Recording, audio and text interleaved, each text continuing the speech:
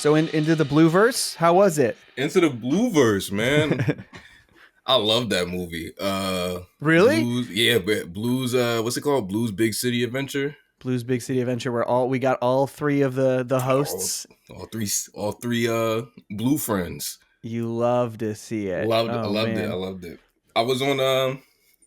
I was on call with Hats, and then like we were like trying to figure out what to watch. Like I was just like bringing up random shit, and then he said, "Oh, dude, you want to watch the Blues Clues movie?" And then like my eyes like bulged out of my head. I was like on the perfect kind of energy to watch that shit, and I will say that like if you grew up on Blues Clues, that movie is manipulative as a bitch. Oh, good. That's exactly what it should be. Exactly. That's exactly what I wanted. I felt so manipulated. Like I was telling Hats like Steve Burns, like, it's not fair. Like, all he has to do is exist. He is a walking emotional manipulation. Like, Yeah. all he has to do is be himself, and he just has to say you. All he has to say you. Like, all he has to say is that, and then like everybody like burst into tears. It's nuts. I love that, man. It's nuts, dude. Blues Clues is like, it's such a great it's such a great kids show. Like I know, like, I mean, it's easy to like write off kids shows as being, well, it's for kids, but Blues Clues is genius in how it like revolutionized how they do kids shows. Like the way that they pause for the call and response. Yeah. Like I remember listening, my friend Hector, shout out to Hector Navarro. He used to do the Nick Animation podcast. I heard that one. I heard it's that a episode. great Yeah. episode. It's a it is great truly episode, I think it's my favorite episode. And he's talking to the Blues Clues creator, and they were talking about how the network didn't get it and wasn't on board with like, no, you can't have all this dead air. Like you can't do that. This is a TV show. Right. And they were like, trust us, just watch. And they did it. And then they put it in front of a bunch of kids. And as soon as it happened, the kids were yelling back at the TV and doing the call and response. And it just like, I mean, that's like what Dora does too, right? Like it's basically right. they rolled with it from there on out. But it is truly such a smart way to get the kids invested in it, like feeling like they are a part of the show, and they're actively learning and using their critical thinking skills while they're doing it. Legendary show. Love Blues Clues. Legendary shit. And it's cool like to see like Steve and Joe and like the Josh, the guy that they have now for the new one, and they're all great. And it's like it's a musical, and the music is fire, and the choreography is fire. Like I wasn't expecting all of that.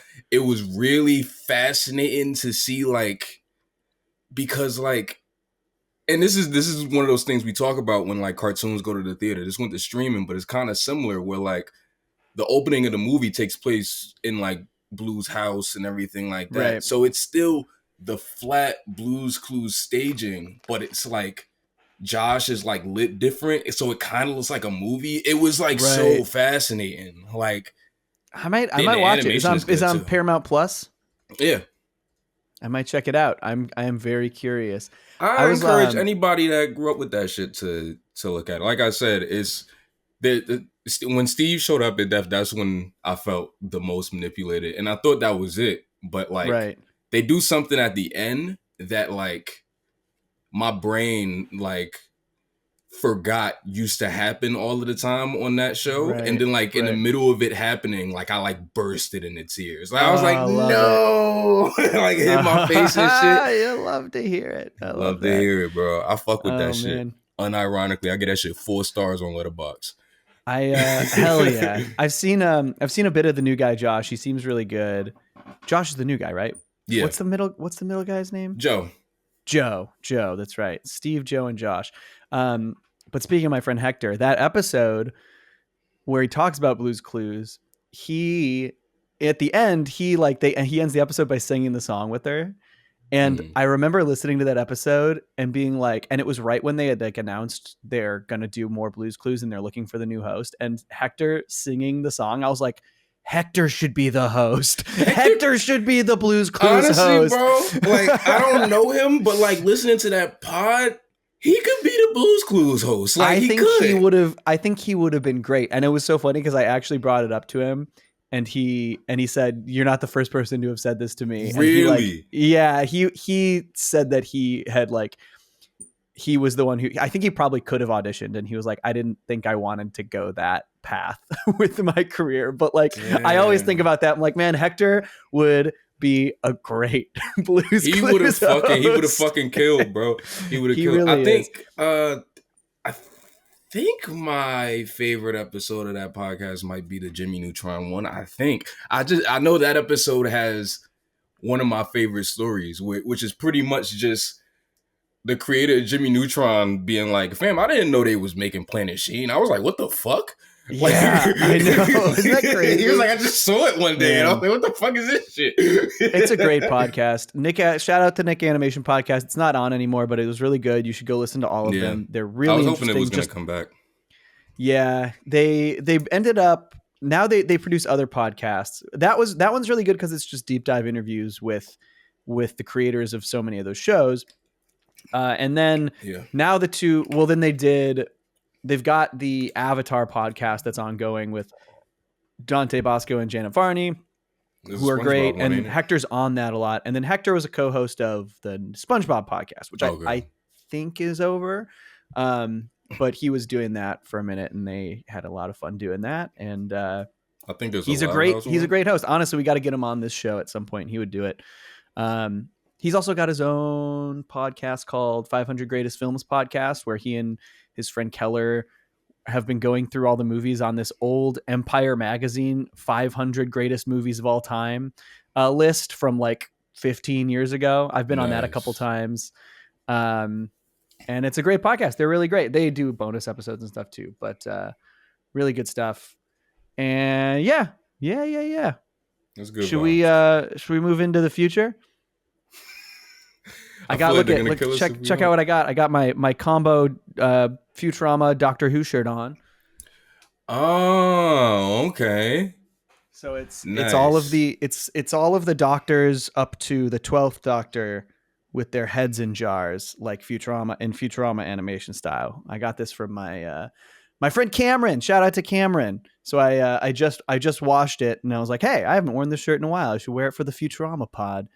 Nice. So you're welcome, listeners who can't see my shirt. You're very welcome.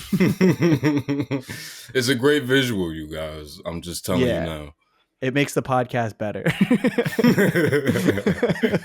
All right, let's cue the theme song.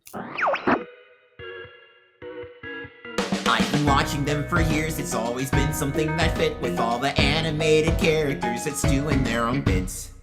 With a fry who's in the future and a family guy that sucks. With a father from a hill, a burger family runs them up. The show inspires is the same guy, except he totally safe. And diverse. Let's watch cartoons that yeah, that's bananas. That's rough. What the fuck is up, everybody? Welcome to Cartoons That Curse, the podcast about cartoons that say swear words, aka adult animated shows. I am your co-host, Johnny. I am here with my co-host, Tariq. Tariq, how are you? I'm all right, man. I'm just, as we talked about in the cold open, a little emotionally manipulated coming off last night. Steve. But it's okay. Steve, it's just Steve's fault, but it's okay. We chased the movie with why didn't I bring this up? We chased the movie with The Spy Who Shagged Me, so I'm all right. Whoa, that is a double feature. I had to it took me a second to process that double feature. Wow. Amazing. Wow. Well, I might try that double feature myself. I haven't seen the Austin Powers movies in a long time. Oh, nice. I watched Goldmember like a couple months ago. That's that's the one I grew up with. So I just the first one I saw in the theaters was Spy Who Shagged Me, and I was obsessed. And then I remember seeing Goldmember, also, which I like them all. I like all of them. It's But it's funny. been years. It's been years since I watched them. I need to watch them again. There's still that Um, whatever brand of stupid funny you think they are, they still are that because it's still Right. we were still laughing. It's still funny as fuck. Hell yeah. All right, cool. Good. A resounding endorsement of still watching Austin Powers from Toonrific Tariq. As you know, though, we are here to continue talking about Futurama's run on Comedy Central. Last time we talked about season 6A. If you're watching on Hulu, it is, I believe, listed as season 7. That's right, right? Yes, that's right. Yes. Season 7. This is listed as season 8, and it is technically Futurama 6, season 6B. This one's all jacked up. So if you're watching on Hulu, the order they rearranged the order of the season ridiculously on Comedy Central, and Hulu is fucked up. And for some reason, a final season episode, Murder on the Planet Express, is listed in these episodes for no reason. I don't know how they messed that up. It's weird. It's listed as season 8, episode 11. So there's 2 things listed as 8-11 in this set. Murder on the Planet Express is coming in a couple episodes. That's way down the line. And this is just more proof that you have to listen to us, yes, and not trust your that's right. streaming service. That's watching correct. a damn cartoon in the wrong order.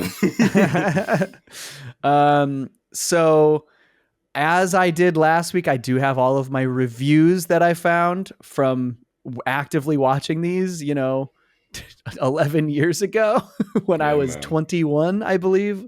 Rereading some of them, I am baffled that I could have ever said any of these things. So yeah, we'll see how it goes. I'm gonna laugh at myself a lot for these reviews. Now the season started. They aired it initially starting with the episode Nootopia. I think because they wanted to be the Comedy Central, like, yo, look, the back raunchiest one. But the actual episode that started the season that they produced is Silence of the Clamps. So we're going to talk about Silence of the Clamps. I will read my review for Silence of the Clamps, which I believe came like much later in the season airing wise. So sometimes in these reviews, I refer to like, oh, that's like so far in the season, this is the best, and this order is going to be all wrong or whatever. So let's my Silence of the Clamps one is a long review. Okay. So what you got to say about Silence of the damn Clamps? I said, I thought the first act could have been better, but everything was uphill from there. Some great and subtle references back to early Futurama, and some great scenes and animation on the moon. I'm a big fan of the Robot Mafia too, and there was some great mafia humor in this one. Personally, I didn't like the F-bombs until the perfectly placed John fucking Zoidberg, which was undoubtedly one of the funniest things ever to come out of Futurama. The last one was unnecessary, though. I don't expect much more bleep comedy in Futurama after this, but I really enjoyed the plot. 5 stars. I'm not far off from this, honestly. Okay. Like, I've grown to like the F-bombs in this because it's a mafia episode. That was their idea, I think. Like, oh, we're doing our mafia episode. We're going to throw some fucks in there. And I think my only question was like, is there like a version where it's not bleeped? No, the DVD has it bleeped too. It's purposely bleeped. Right. And I think it's funnier that way. I like, at first I was like, oh, weird that there's F-bombs. I remember when I first watched it, but I do really think that John fucking Zoidberg is like an incredible moment. It is very funny. But there are some other good things I like about this. So let's just go from the beginning. I talked about a lot in my old review from, what was this from? Let's see, from July 15th, 2011, when I reviewed this back in the day. My first note just says snitch juice. I think the term snitch juice is so funny. They're referring to juices, blood, snitch juice. I liked, and I do like Robot Mafia focused ones. Like, I think having another one focused on them was good. And then also I like that they had these little callbacks to In the Wild Green Yonder. We saw Fanny for the first time since Into the Wild Green Yonder, which was funny to me. But I think one of my biggest laughs at the wedding sequence is Calculon doing his song, and he walks up and he's just like, "This night's all about you, folks. It's all about you." And then his song is like, "Who's that singing at your wedding? It's Calculon." It's super funny. I really like that bit. Oh man. What do you think about this episode, Tariq? I thought this one was alright. Like it did a lot of stuff that I liked. It just wasn't like blew me away or like was like relentlessly like hilarious. But it did do a lot of stuff that I like, and it did make me laugh. You know, it was just kind of like a regular one to me. Yeah. It did remind me of something that we were talking about before, and the last one when I said that a line like what did Bender say to Hermes? It was something along the lines of like, when I say kill all humans, I'm not talking to you, or something along those lines. Yes. It's and whenever I said kill all humans, I always quietly said except for one. Fryer was that one. What did he say to Hermes though? I think what Bender said to Hermes in Lethal Inspection was, well, first Hermes says to him, which I love, is you're Bender, and that's something Inspector 5 will never be. Right. But then, oh man, what does he say to he says to something Hermes? that he says we something were like death to humans, except for you, of course. Like something like that. Right. And we were saying about how that's like in the context of the show, like it's like that's like a really sweet line coming from that character because of like how they built them up. Yes, but, totally. Like outside looking in, it's just kind of silly. And I was saying that to say like there's a moment like that in this episode after Bender is like leaving to go in the witness protection. but after that, like when they meet Buddy on the moon, and he says, "I love all humans." And it's like pain in Fry's face. Like, so you don't want to kill all humans? He's like, "Nah, I love all humans."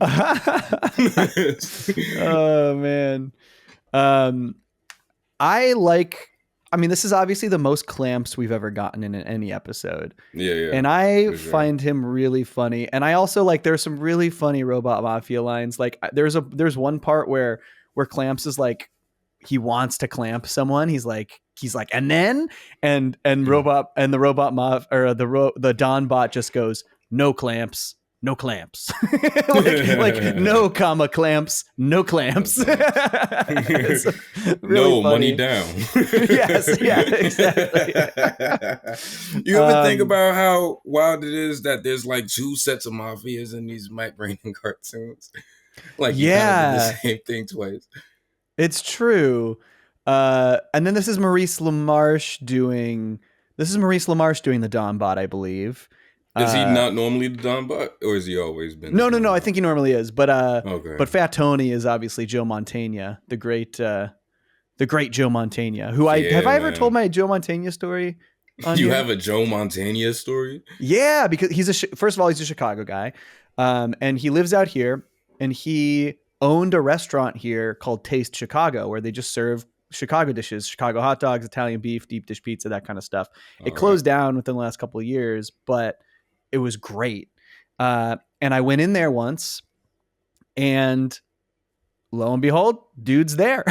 He's just at the restaurant, and he was about to leave. And I really wanted to just say something and just like give him props, because I love Fat Tony and I'm a big fan. But as he was about to leave, another couple of people kind of stopped him, and they had a whole conversation while I was like waiting in line. And I didn't want to stop him a second time. Yeah, and I think he could kind of tell that I was like looking over and listening in, and like, like, you know what I mean? Like, I think he could kind of tell. And so I didn't stop him, but he stopped the conversation, and then on his way out the door, he like looked me right in the eye and shot me a wink and booked it out the door. And it was great. It was really great. It was a moment I cherish. It was really cool. And it's also funny. He's like he's a real Italian guy. And like, I look at him and I'm like, that guy could be my uncle. Cause I got a lot of like, he looks like my Italian family on my dad's side. Yeah. Wait. Oh man. I can't remember if I've talked about it on the podcast before, but have I ever told you about Nikki Deuce? Oh No, shit! Are you serious? They're gonna hate us because we're not talking about Futurama. All right, so real quick, I promise this won't be long. There is a Nickelodeon movie, starring one of the kids from iCarly, the homie Gibby. You may have brought this up before. Okay, it's called Nikki Deuce, and most of the cast of The Sopranos is in it. Oh, that's crazy. Go look at the cast. It's like it's practically everybody, bro. It's so funny. They're all there. It's just a mafia kids movie. This kid finds his way into the mafia, and it's just Nikki Deuce, and all of these dudes. It's yeah, but so you know funny. what did it better? Bart the Murderer. yeah. Honestly, that's a great fucking episode of The Simpsons, It is a great man. episode. I love that episode. All right, let's get back to Science of the Clamps. I laughed pretty hard at like, I liked like Clamps is like trying to get some info out of Fry, like trying to figure out where Bender is, and he like asks him kind of pointedly, and Fry's just like, oh. And then I like him saying, hey, want to come to my house and play? to Clamps. That's great. Real earnest. And I really like the Zoidberg Clamps rivalry. I think that's a funny, like, I think that's just a funny angle to take here, is like, oh, Clamps can do the one thing that Zoidberg can do, and so he's got this like he really hates him for it. Yeah. Is there like a scene earlier in the episode? Maybe I missed it, but is there a scene earlier in the episode that like shows Zoidberg like being useful in that way? Or does he just earlier like in the show? No, I think they're just kind of like, there is one early in the episode where they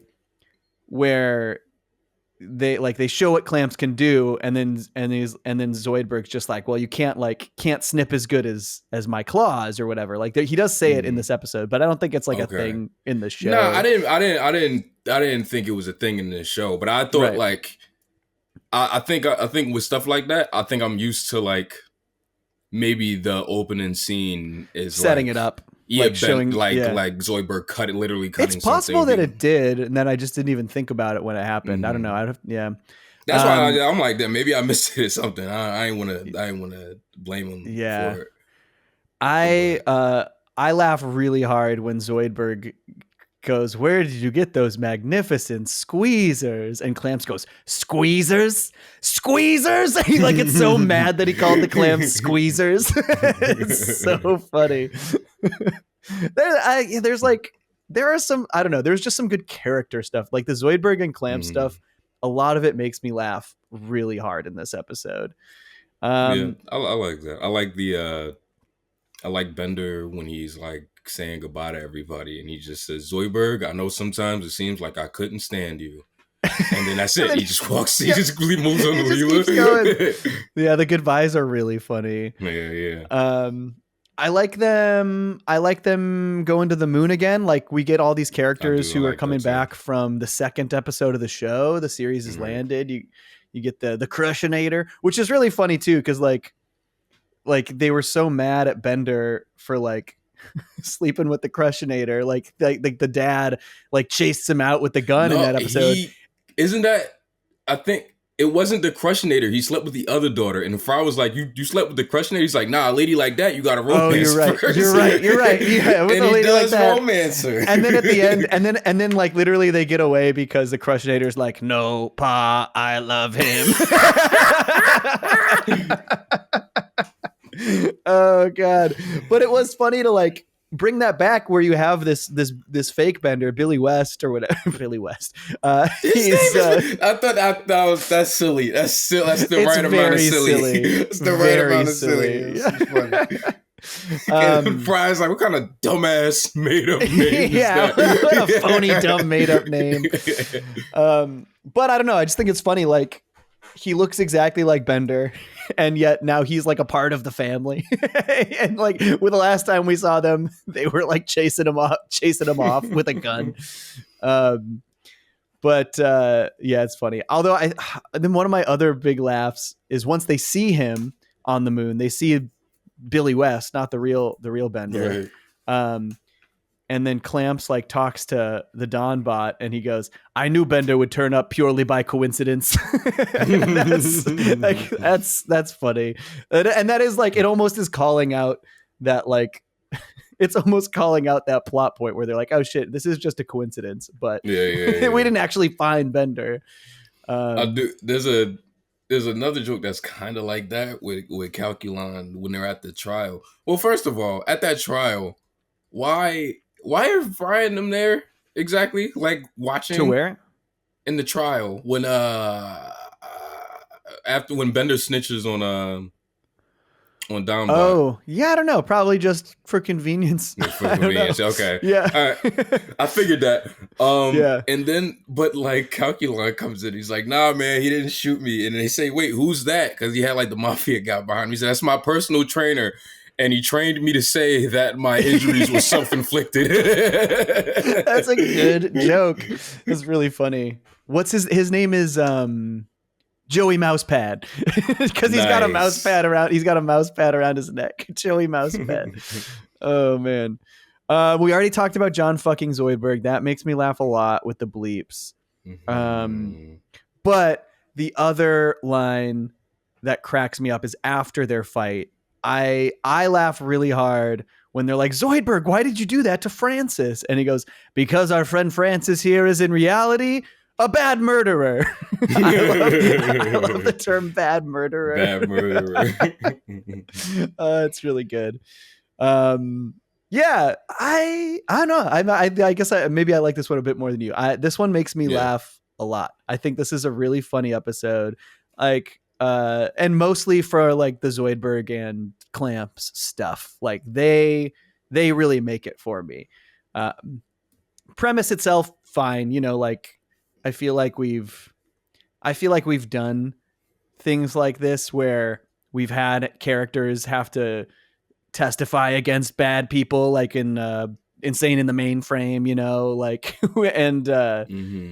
and so like there's things about, but it is like, I guess they've never done it in the context of the mafia where you have to like go into witness protection or whatever.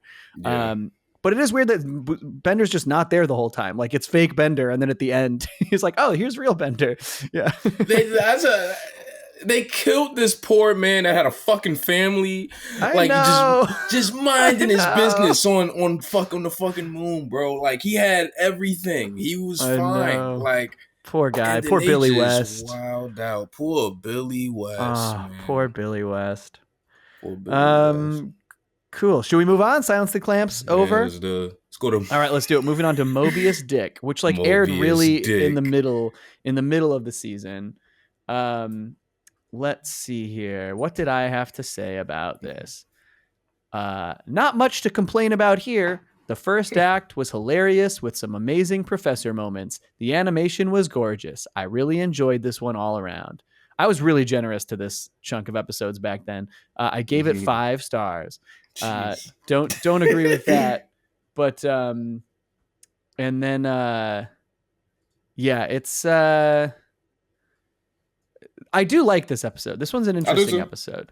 I like seeing this early history of the Planet Express. I guess they had to like really they had to like kind of move some stuff around, because not move some stuff around, but like really clarify, because we knew that the crew before our crew died at the Space Bees place, right? Like they all got killed by Space Bees. So this is his first crew, and allegedly this is like the one that we have is the third crew. And that's what that line. I forget who says it, but it's like, "Professor, like, we knew you had a last crew, but we didn't know you had a first crew." Yeah, we knew you had other crews, but you never told us you had a first crew. That's right. I wrote that one down too. That's a really funny joke. But I loved like just seeing the history of Planet Express is interesting, and then also just like the fact that we know Zoidberg's been there the whole time, and so seeing Zoidberg back then and seeing how he was like actually super popular is really funny to me. Like I laugh really hard at the other captain being like, "You totally got me, Dr. John. You're hilarious." That's so funny to me, someone being that kind to Zoidberg. It's, who is it? I think it's Amy. She says Zoidberg had friends, and he's like, it was a different time. Yeah, it was a different time. I like what I think is really interesting is this is, if aired in order, this is a really interesting sense of continuity, because this is kind of what establishes that Professor and Zoidberg have been friends this whole time, like for a long time. Like, yes, we knew they knew each other. There's 2 episodes about show. that in this season. Yeah, but this one comes first, so this one like establishes that, and then like the next one just tells you where they met, like, right? and how they Which met. I'm actually, let me double check that. I'm wondering if that was something they reversed in the airing order or not. Let's look. That's gross if they did. No, they didn't. It was still in this order. So, okay, that's cool. But they are still like, they came much later in the broadcast order. Wow, the last chunk of like, I'm just looking at the like review percentages on Got Futurama, because they like amalgamate. They basically do the Rotten Tomatoes thing where they give a percentage based on the number of reviews that are, or like based on the review scores. And like the last run of the season, broadcast wise, is like all pretty positive. People really like Tip of the Zoidberg. They liked Fry him the Eggman more than I. We will go over them. Oh, dude. It's interesting. Oh, yeah. Okay, we'll get there. All right. All right. So, yeah, but it is interesting to see this early in the Planet Express's lifespan, and then later, and later in Tip of the Zoidberg, we really see even sooner with the Professor and Zoidberg's relationship, and that is like some of the most in depth we dive with their friendship and their relationship, which is interesting. It's like I never really thought about it before they did it here, even though like he's all like, as far as we know, he was just always at Planet Express, you know. Right. It's interesting. It's interesting that they like really dive into it. Yeah, I agree. I don't want to, because I feel like what I was about to say would probably be better if I said it while we were talking about Tip of the Zoidberg. Tip of the Zoidberg. So I'm gonna say what I was about to say. We're only 3 episodes away from it, so we can wait for that. Yeah. Yeah. We'll get there. I do agree, though. I do think it's cool that they did this. One thing about I have 2 things to say. One that piggybacks off what we were just talking about, and another one that like I feel like we could have a conversation about. But when the Professor's describing the first crew and he gets to the captain and he's just like a young man with no characteristics, a dedicated young man with no characteristics. And that's really like, I love that because it's so indicative of like main character syndrome. Like a lot of like main characters are kind of like almost a little too blink. And I get like you that he like treats his Captain Everyman, you know. Right. But one thing I did want to say about this one is that like, now because I wanted to bring it up because I was wondering how you felt, especially after watching it now. But like, I feel like I think that I do get Leela's motivations, but I think that she might go a little, like they push it a lot. Like I think they push it. You said it kinder than I did in my notes. In my notes, I put Leela is nuts in this one. Yeah, they push it. Like I thought it was just me because that's, and I think about that too because that's like a story thing. Like a lot of shows do that. Where like they'll just, for one episode, they're like, well, let's really push this part to show that they're really like on the opposite end. And I think that sometimes that fucks around and like does a disservice to the characters. I agree. And I think this chunk of episodes in particular, and there's one episode coming up in the next set, they don't do Leela kind of dirty. And this one it's like at least funny. Like, you know what I mean? Like, it's like, okay, she goes a little nuts, but it's like it's playing off of the, you know, the Moby Dick thing where someone gets obsessed with finding the whale. You know what I mean? Like, so like clearly it's based on, it's at least a parody of something. Yeah. So like you can at least justify it in that, oh, they're doing the Moby Dick thing, and right. like and in order to do the Moby Dick thing, they gotta make her.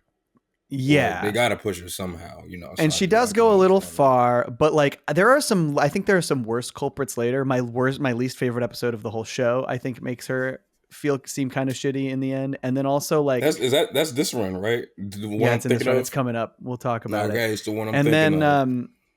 And then I really don't. Yeah, and then I don't really like how they treat her in Fry and the Eggman either. She's like, I don't know. She just like they do things to her in the name of like comedy that make her less likable. You know what I mean? And that bums me out because it doesn't feel like things, and it also just feels like them, you know, we talked about this in the last run, them trying to kind of have their cake and eat it too with the Fry Leela relationship thing. It's where if it's ever annoying, it's in this run. This run, I think it is absolutely the most annoying. Me too. Yeah. And then I will say though, it feels like outside of one episode in the next set that really bothers me in that regard, it feels like after Overclockwise, where they have that nice moment, it seems like in the last two, they're pretty firmly together. Like it's not like overt all the time, but it's like they don't do the same kind of stuff, you know, that they've done in this run that really annoys me. But we'll get there. Sorry, damn. Because we're gonna talk about the episode later, but man, there's a scene in Overclockwise that pissed me off because I was like, what the fuck? I will talk about it. Cool. We'll talk about it for sure. Right. Okay, so let's talk about some stuff I really liked in this one. There's some jokes that made me laugh a lot. Like, well, first of all, good visual stuff when they go through the Bermuda tetrahedron or whatever, and they find like the graveyard of all ships. There's so many ships from just sci-fi TV and movie history in there. There's a ton of good like Easter eggs. I laughed really hard. I don't think I've ever thought about this joke before, but I laughed really hard when Amy goes, "What could have caused all that damage? Could it have been flavor blasted?" Like, is that just a reference to goldfish? Flavor blasted goldfish? So. That's pretty funny. I feel like that's a joke like where they just like eating flavor blasted goldfish in the writer's room, and they're like, all right, let's put this in the show. Oh man. They do a joke in this episode that like I don't know if it's a thinker because it took me like 10 to 15 seconds to get it. But when Bender is like looking for the whale, and then he says it's exhaling, and then she said use pirate talk. And he says there she blows. I was like, what? I'm like, oh, exhaling. That's funny. That is a good joke. That is a really good joke. Wow, that's great. Yeah, that's good. I liked what I think this is another Amy one where she wants to harpoon it because she's hunted giraffes, and she goes, giraffes are basically just land space whales. That's so stupid. That is such a dumb joke. There's a sight gag in this episode that killed me, and and I had to like rewind it to make sure I was laughing at the right thing, and I definitely was, and I think it's so funny. It's they hook the whale and then it like keeps going, and so it's like speeding up the ship and everything like that, and the whole crew gets thrown back. And then like it's like Bender, Amy, Hermes, they all like kind of land on each other like a sandwich. But Bender goes first, but then he also comes in last. It's so funny. It's like he lands and then everybody else comes, and then here comes Bender at the end. And he's like the cherry on top. Is so funny. That's super funny. all the stuff with the space whales, like on a conceptual sci-fi level, is really cool. Granted, space whales do come up in sci-fi a lot. It's not like an original idea here. Um, I know I've seen them in Doctor Who. They've been in their Star Wars show, Star Wars Rebels. Like space whales are, and they're not like an original idea, but they are always pretty cool. Whales who swim through space, that's pretty cool. Pretty much. That's not space. I was gonna say Fantasia 2000. Kinda. Kinda. Kinda. I like how trippy it gets though when like time starts getting messed with. That sequence is cool. Really cool. And then the way they do the forwards and backwards speak is pretty interesting. I laughed pretty hard when Fry said, like that Bible guy who got swallowed by the whale, Pinocchio. That's pretty good. I like that. Even though it wouldn't make sense for them to change it, I do like the constant of like Fry's like slang and vocabulary being directly based in 1999 and like not being able to go a step further because he's still. This episode came out in like 2011, and he's still like, he's still like, yo, man. He said, what did he say to Leela? He says that she's showing symptoms of illin. Like, nobody is talking like that. It's so funny. That's like one of my favorite jokes from early on, where like, oh, it's from Roswell That Ends Well when Holmes. They're in the 40s. Yo, Holmes. Fries for around this time. We'll talk like him. Holmes. What does he say? Oh no, that's not Fry. That's Yancey. When they're looking at Fryers, stop when they're breakdancing, stop Illin. Word. Great Tom Kenny performance there. Love it. I always forget that's Tom Kenny. Quick aside, just about bringing up people like Tom Kenny. I've been watching the Boondocks recently for obvious reasons, and the funniest thing about the Boondocks, I know you saying you wanted to watch it eventually too, but like when you do watch it, the funniest thing about the Boondocks is that it creates a space for like all of the white voice actors that we grew up seeing in cartoons to like say the most racist, foul shit. It's the front, like, what are they making these people say? Right, it is making so Tom funny. Kenny say that stuff, right? Tom Kenny, Adam West, everybody, bro, like Rob Paulson, like everybody. Oh man, that's crazy! Wow. Sick. Oh man, it's sick. But bringing up Tom Kenny made me think of that. Love Tom Kenny. He does like a good handful of side characters in this. My favorite Yancey is great, but he's like also Abner Double Deal, the guy who runs. He like in this season he's the one. He's like producing Leela's TV show or whatever. Oh yeah, buddy. Yeah, episodes. Yeah. He's just got to be in everything. He's got the best damn voice. There's just guys who just gotta. Yeah, he's one of the only people still where like he could show up in something and I could go, I don't think I heard that voice yet. Right. Like, I don't think I've heard him do that voice yet. You know, like it's still, you can still come up with a new one. Yeah, and you can like you kind of I think that's Tom Kenny, but he's doing a new thing. You know, it's great. I liked though, like so they obviously they fly the whale back or whatever. There's a good gag there that I don't know if you caught, but one of the guys who walks out is the doctor from Doctor Who. He's the one with the long, colorful scarf who walks out. He's the only one who's not part of like either of the crews, and he's just there. And the thing about the doctor is the doctor regenerates faces. That's they keep recasting the character, but it's the same character. So like the point, like they literally have a sequence in every iteration of Doctor Who where the character goes through this transformation and turns into the new actor, which is actually kind of dope, which means like there's like the history of Doctor Who is all one continuous thing from 1963 to now, which is cool. Dope. That's one of the reasons I love that show. But this is I would say arguably the most famous Doctor in history. The guy was Tom Baker, who was the fourth Doctor. You maybe could argue that David Tennant has surpassed him in fame now, but he's the guy who for years was like, he did it for like the longest. And the most of the reruns that aired in the US were like, that's like, he became really popular for it. So it was good to see. And I think he's actually in one more gag this season too. But yeah, I thought that was funny. And then I laughed really hard that Hermes limbo's out of the whale. Did you notice that? I didn't notice that. Any chance that Hermes has to limbo is really funny. And we talked about like the season kind of like giving Leela a little like the short end of the stick. And I kind of think they start to do that to Hermes here. Really?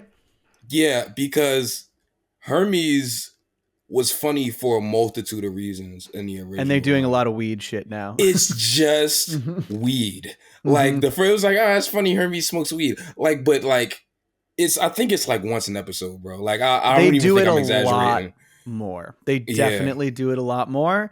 There are some really good jokes about it. But yeah, but you're right. It's a little bit of a micro Flanderization, you know. It's because it's not like it's his whole personality, but they do it almost every episode. It's almost it's not his whole personality, but it's like his only joke now. Right. Which is again, like that's not. Yeah, and like Hermes, the jokes about funny. Him being like overly organized and bureaucratic was like mostly his thing before. Yeah. Right. Or like even just kind of like being the straight man in a lot of the situations, or like not caring about like the when they all like come out of the box and then he's like, Hermes, don't press the button, and he's just like okay. So good. So funny. Oh man. This also though, like I feel like this, and we'll talk about it a little bit with Tip of the Zoidberg, it kind of begs the question is like, our perception of Zoidberg really just primarily through his relationship to these characters, in that like, are all these characters really shitty people and treat Zoidberg, who's the best of them, really bad? Because we see him in the past and they all love him. And like, even at the end of the episode, the woman's like, so Dr. John, are we going to pick up where we left off? It's like, oh, he used to get laid too. And he's like, still smooth. Like he's still like, you feel me? We can do that. Like, man. I started to, it's in a couple episodes again, but the Tip of the Zoidberg is like, that's when it's fascinating because, for lack of better words, he's a person in that.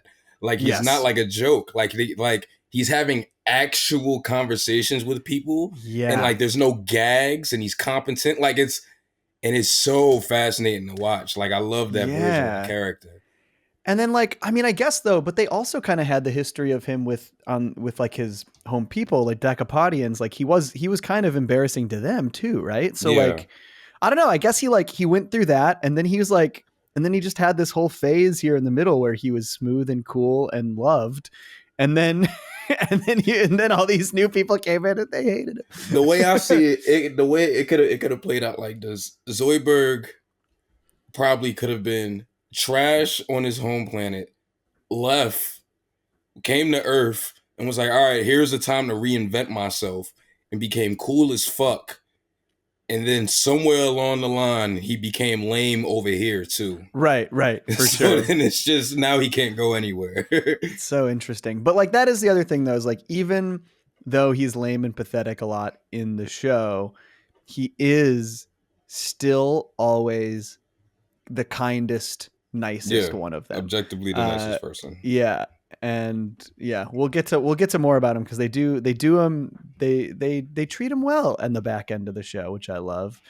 So I've heard. I didn't know any of that stuff until you started to do videos on it. Really? You hadn't even seen that? You hadn't seen Stench and Stenchability? Oh, no. Bro, it's like, a good app. honestly, like I think about that sometimes, because I'm like, man, what would my reaction be if I had not watched that video that you did? Right. And like, I'm like, what the fuck? They gave this sweet ending to Zoidberg, and I just never knew. It would have fucked me up. It is good, man. Like, I really think their last like chunk of episodes in their final set is Like they end strong with like 4 or 5 episodes that I really like in a row for totally different reasons too, which is I think kind of the best thing about it. All right, should we? You want to move on? You got any other thoughts about Mobius Dick? Nah, we can move on. Hell yeah! This is Law and Oracle, Great title. written by Josh Weinstein. Great ep. This is like a seemingly beloved ep by the fan base on gotfuturama.com. I remember looking at this and being like, wow, this has a really it has a 91% approval rating on, which is like, I like this episode. I never quite understood why it was so high in this. And granted, this is like a small subsection of Futurama fans. It's not like this is the like sites. Fan base is like Garrett. Like this is not exactly what the fan base thinks entirely. It's like the ones who care enough to go to this specific website and talk about it. But but my review for this one is hilarious. So let me read you this one. Says, the beginning was paced a bit quickly, but I laughed a lot in the second 2 acts. I will watch again when less drunk. Don't know. I guess in July 2011, July 8th, 2011, I was fucking drunk. That was a few months after my 21st birthday, so it makes sense. Get fucking wrecked, bro. I gave it 4 out of 5. I will say there's not many of these that I remember watching when they aired, but this is one of them. Is it really? I remember this, and I remember the next one. I remember when both of those aired. I do. Nice. So it was nice. It was nice to see this and be like, because as soon as it started and like they were doing that dumbass reenactment of the first episode, and like I was like, I fucking remember this, and like the crazy ass prank call defrosted Wang, like crazy. I know, it's so funny. Then it's just the guys that unfroze him, and he's like, "Come on, bro, leave me alone." Yeah, they're just messing with them. Those guys, those fucking guys, who he worked with later. He's got a whole history with those guys. I just wrote, I love Roberto. Bringing in Roberto for any of this stuff is great. And he all, making him be the de facto criminal who, when they want to do cop stuff, is fun. The one note that I wrote that kind of made me a little sad is this could have been a pretty interesting opportunity to bring back Brittany Murphy's character, who was the chief of police in Beast of the Billion Backs. Shit. But she passed before this episode had come out. I'm about to say, I'm pretty sure. Yes, that is true. And I don't know, that could have been a whole other interesting angle, or even just I wish they had maybe even just had a line acknowledging her in some way. Because I know they had they had their police chief who had her gimmick, which was just his own thing. Fam. When she goes to the bathroom, you think she about to go drop a shit because she said she about to go drop a big one, and she comes out with a fucking baby. I know, that's insane. Fam, are you shitting me? I noticed the sight gag that I never noticed before in this one, and that is that there's a bit when they go to the police station for the first time, and right big on the wall there's a big flyer that's a wanted sign, and there's a couple of people there, and if you look closely, that couple is just walking right past the sign as it's there. I never noticed that before. That's funny. I like that. Sorry, go ahead. There's that really great bit when Fry decides that he wants to be a cop, and he goes to talk to Buddy, and he's like, so you think you could just walk in here with no pants and demand to be a cop? Right. I like you, kid. I'm not wearing any pants either. So I can see that. You're quite a great deal taller than me. Reaches his hand down. It's so funny. It's really good. It's really good. It's so funny. I think there's some really good jokes when he's doing the police academy stuff, like doing the literal police academy bit with the sound effects 5000 bot, which is what's that actor's name who does the sound effects in Police Academy? Have you never seen Police Academy? No. Oh, dude. Okay, so you didn't probably even get this joke. Yeah, I thought. Yeah, I just thought they were Michael doing Winslow. something. Michael Winslow is in Police Academy, and he does all of these like sound effects with his voice, and it's part of his gimmick in those movies. Okay. And so this one, they have a literal robot who's a sound effects robot, and he starts doing them, and then Fry's like, "Wow, that would be really impressive if you were a human." Like that's the joke there. Now I get that joke. Okay. Yeah. I haven't seen Police Academy. I've seen most of Police Story, but I haven't seen the Jackie Chan's. Yeah. I've never seen those, but I've heard they're great. I'm going to watch those at some point. There's a Criterion 2-pack of the first two. Nice. But I also laughed at Earl, URL, the robot cop, like talking being sad about Schmitty. Yeah, I know. and he's really sad about Schmitty. He's like, and just to think he was just a few days away from retirement. He's like, oh man, what happened to him? He took an early retirement. Great Love bit. I like the Tron sequence. I think the Tron sequence is really cool with the light bikes. There's some just like good. There's a lot of good sequences throughout this episode. Mm-hmm. I think the way that they solve the murders, the way that the police do investigations is really, it's like silly, but it's also like it's cool. Like it's like cool to like that they can like, they got the Oracle and they go through these things and like zoom in and like pinch and like play videos. Right. Which is like, it's all a Minority Report parody, right? Like, have you seen Minority Report? Yeah. I have not, but I do know that it is. I don't know if I ever have.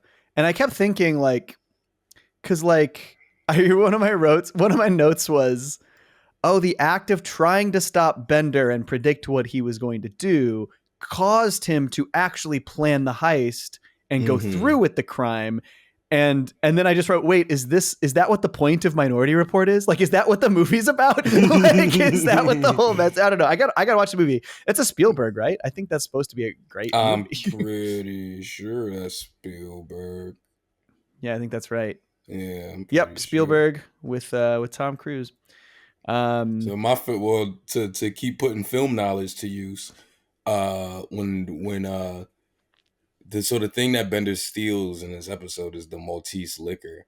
Yeah, but it just made me want to watch the Maltese Falcon because I fuck with that's a little known thing about me. I fuck with the Maltese Falcon. I had to watch that shit in college, and like that movie is like, it's not even really that wild, but like everybody is just kind of on 10, especially like at the end of the end of the movie with with like the Falcon, and they're all like, "Give me that shit!" And it's this big argument. I love it. I fuck with the Maltese Falcon. Hell yeah. There's some really funny bits in this whole last, like, even though I was kind of like, oh, it's like just turned into a Minority Report thing, there are some really funny bits. Like, I love the joke when they bring Fry in and they're like, this is how we predict who's going to do the crimes. And Fry goes, only horoscopes can predict the future. That's a great joke. I like when they're showing all the balls and what they mean, and one of them is like polka dotted and goes, that's for clown slaughter. It happens way more often than you think. I like that when Bender's about to commit the crime, and the way that Fry gets him to stop, he says, Bender, stop, the future is trying to make a chump out of you. And that he knows Bender enough that is enough to set him off. It's like, ain't nobody gonna do that shit. Right. That's all you have to say. Yeah, that's a good bit. I love when the Oracle at the end is like explaining his plan and why he's just like hates existing. He's like, do you know what it's like to know the future? To know the punchline of every joke hours before it happens? And then he goes, like watching Leno. Which love it. Any little Leno jab. And then I liked when Fry figured it out is that like the future showed Bender sharing the liquor, and he just goes, "Bender would never share," and Bender goes, That's "The very true. idea." The very idea. so good. There's okay in that same part. Fry's like, so we put together this ruse based on an episode of Speed Buggy. And like I spent like 15 minutes on Google trying to figure out which one. Based on. I couldn't find out. I love that. I don't know. That's Somebody please let me know if this is actually based on an episode of Speed Buggy or if you just like talking shit. Because I really want to know. And then I love the last gag where like he goes back and they promote him to executive delivery boy, and there's like executive is just a phony credit that to make people feel more important, and then executive producers Matt Groening and David X. Cohen pop up on the screen. It's so perfect. I didn't catch that. Yeah. I did not catch that. I just caught Fry doing like I feel good about myself now. Like I just caught that. I did not catch. Yep. I did not catch that. That's funny. It's a great gag. I really like it. That's funny. I did not catch that. Wow. Yeah, good stuff. This is a funny episode. Like this is like definitely I would say in the like higher on my list of this season's episode. Mm-hmm. But I don't know. I always felt like people reacted so positively to it. So I was like, oh, it's good. But like, man, people love this one. Wait, what did it come out around? What do you mean? When? Like, what episodes did this come out around? Let's look. That might have something to do with it. Did it come out around like Yo Leela Leela, some shit like that?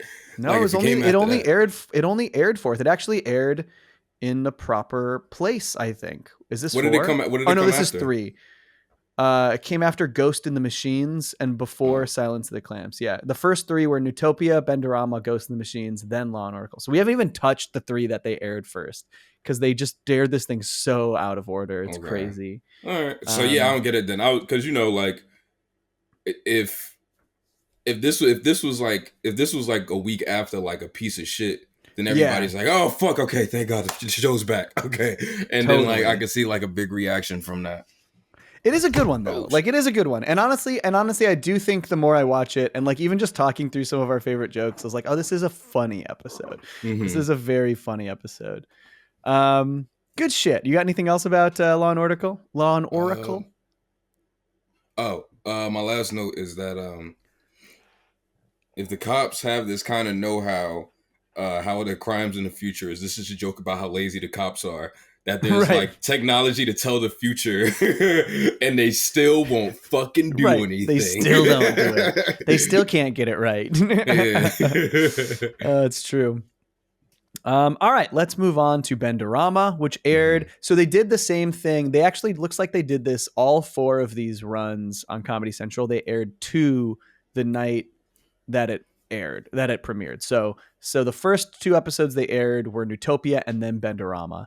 What did I have to say about Benderama on June 23rd, 2011? This is a top tier Futurama episode. Whoa. Well structured and full of hilarity. Loved it. Granted, it came after Nootopia. So like maybe that really affected the same night. I do like this episode, but no, not a top tier episode. There's only a couple this season that I would put in close to a top tier. Well, none that I would put in the top tier, but in like high tiers, there's a few.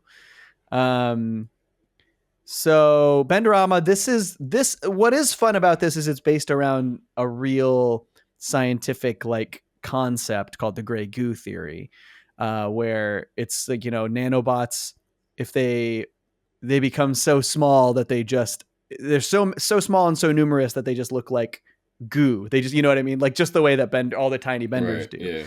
And the way they get there, I think is really cool. I think I like the idea that the professor's made this machine and he's like, you just have to put matter in it and then it creates more of whatever you want it to. And so the way Bender combines it with him is really cool. And I really like this one conceptually on like the sci-fi side of things. And I think there's some funny scenes with Bender and his like 2 littler versions of himself, like them dancing in the club, I think is cute. Yeah, there's some good Mhm. jokes like when they ask him to fold. They ask him to fold the sweater, and he's like, "Do you see a robot in this room named Folder?" And then the little ones do the same thing. Um, yeah, and that's like there's some good stuff in here. There's some good stuff. I Sure. mostly like it conceptually, not my favorite comedically. There's some stretches that I think are very funny though. What do you think about this one, Benderama? I think this one is okay. I think it's a little too much Bender for me in some ways. It's well there. That's if there's ever going to be an episode that's too much Bender, it's the Right, one it's that's a gonna be this one. billion little Benders. Right, exactly. This is another one that I say I remember.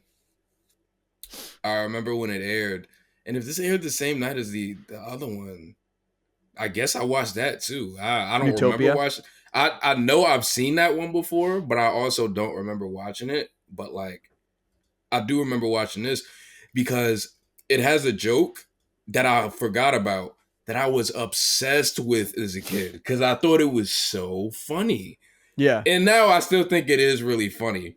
Not as funny as I thought it was as a kid, but it like cracked my shit up. It's when they're all drunk. yeah. And That's the stretch I think is the funniest. Is them all drunk. it's pretty funny. Yeah, Just the city functioning while drunk is just pretty yeah. funny in general. But Hermes goes to Zoidberg and he says, "You want to see a picture of my boy?" And you think it's like going to be a picture like the White or something like that. He gives him a picture, and Zoidberg is like, "That's your penis. That's my boy. That's my boy." Yeah, one of my notes is just Hermes dick pic? Question mark? Question mark? Question mark? Yeah. Hammer, man. And it's also man. it's also like a Polaroid. It's like a physical picture. What's that picture of Hermes' hammer? And why does he have it at work? It's really funny. There were some jokes like the first stretch. I like all the sci-fi stuff.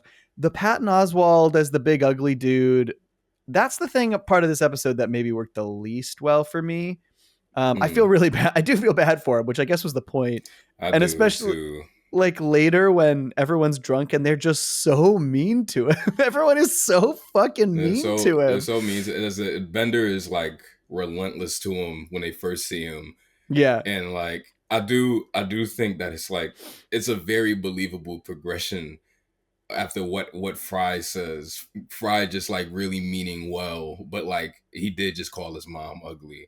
Yeah. Yeah, for Says sure. you probably inherited your looks from your mother, and he's like, Yeah. "What the fuck?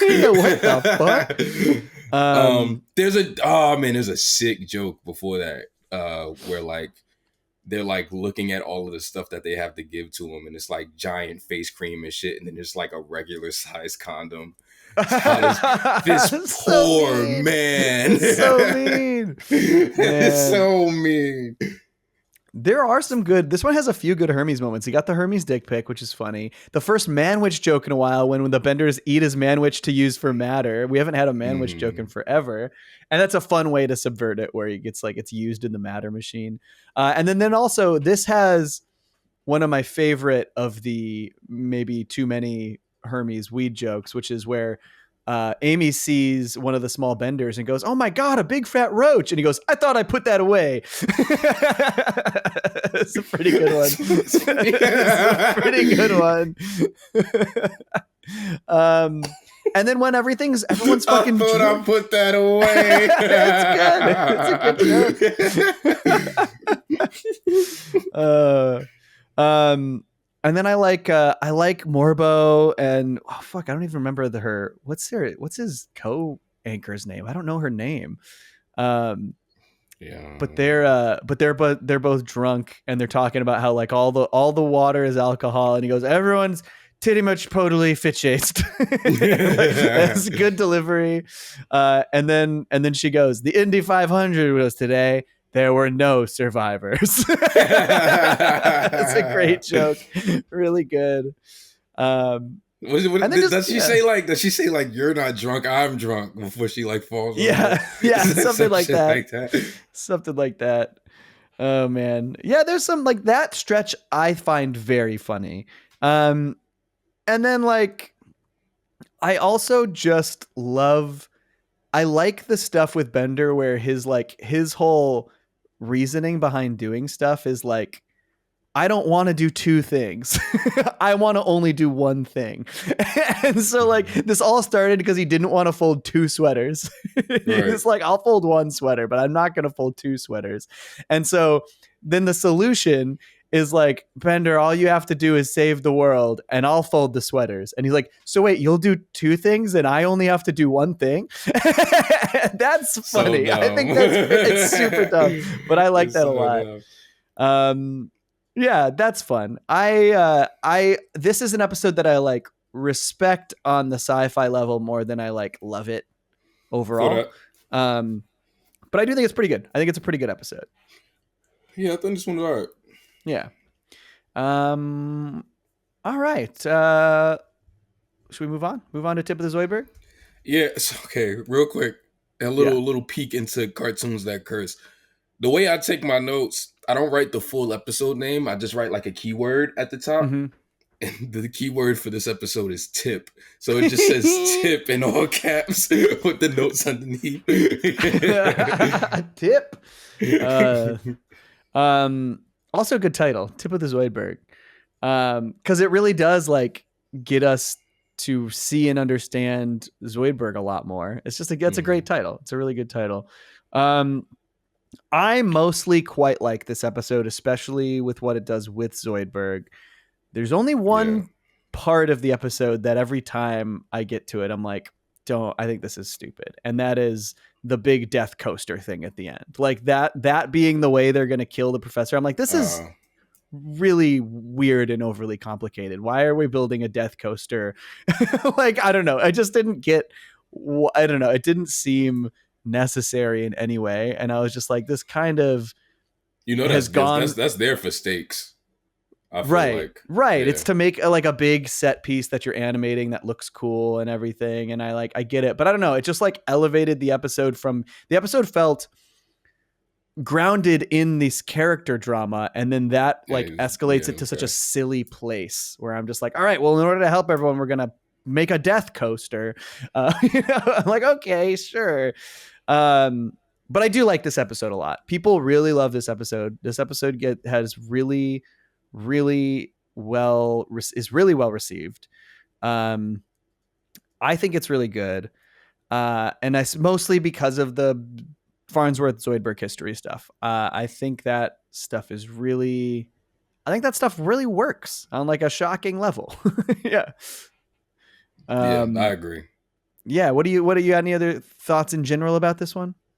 I talked about it earlier, but like I'm really fascinated by just the Zoidberg as a person scenes where like he's like actually like having real conversations with people and there's like no gags. Like when he goes to see mom, love that whole scene. Love that sequence. She's like, it's been a long time. Like, do you ever regret like leaving working for me and working for the professor? And he's just like, what you want me to say? Like, he saved my life. Like it's just there's no jokes. Like it's just them talking, and it's so fucking like fascinating to see.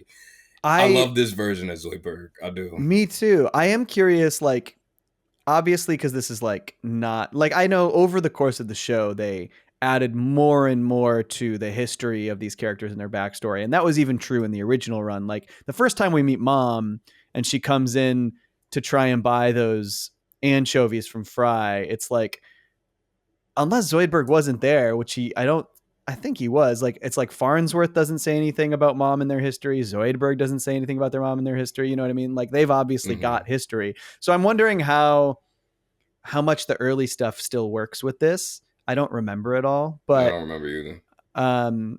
But this is, I do love the implications here, which is that basically Zoidberg's, out of like obligation to his friend, gave up a life of like great success. Like that's the whole idea here, is like he could have just lived an incredibly wealthy, comfortable life if he had continued working for mom. And instead he did what was best for his friend, which is like really spot on for Zoidberg's character. And they're escalating it a bit to a deeper level, but that is, I think, a really cool idea. Hmm. Yeah, And he's a I good guy. everything about the way this episode is like structured and put together, it just makes sense to me. Like Yeah. it makes sense that everybody's like, well, why the fuck do you even keep him around? He doesn't know Yes. anything. Like he's Yes. stupid. Like it like that totally makes sense. Like why they would come, because you just see it throughout the show. Right. And I love that this isn't a Zoidberg is this in fact this is like the anti Zoidberg is dumb story, because it's like no, he knows stuff, it's just not about us, it's about Right. everything fucking else. And Yes. like man, that shit is cool. I love that shit. Like they turned him into, because you know, and Zoidberg again is like he's a character that I always liked and I always thought was really funny. But like I never had like the attachment to him to feel like, they just kind of turned him into a joke. Like it never felt like that to me. It felt like he was just always kind of Right. funny. Right. But here it's like they took this joke character and was like, nah, he is a person though. And like there's a reason he has this job and there's a reason that he's around.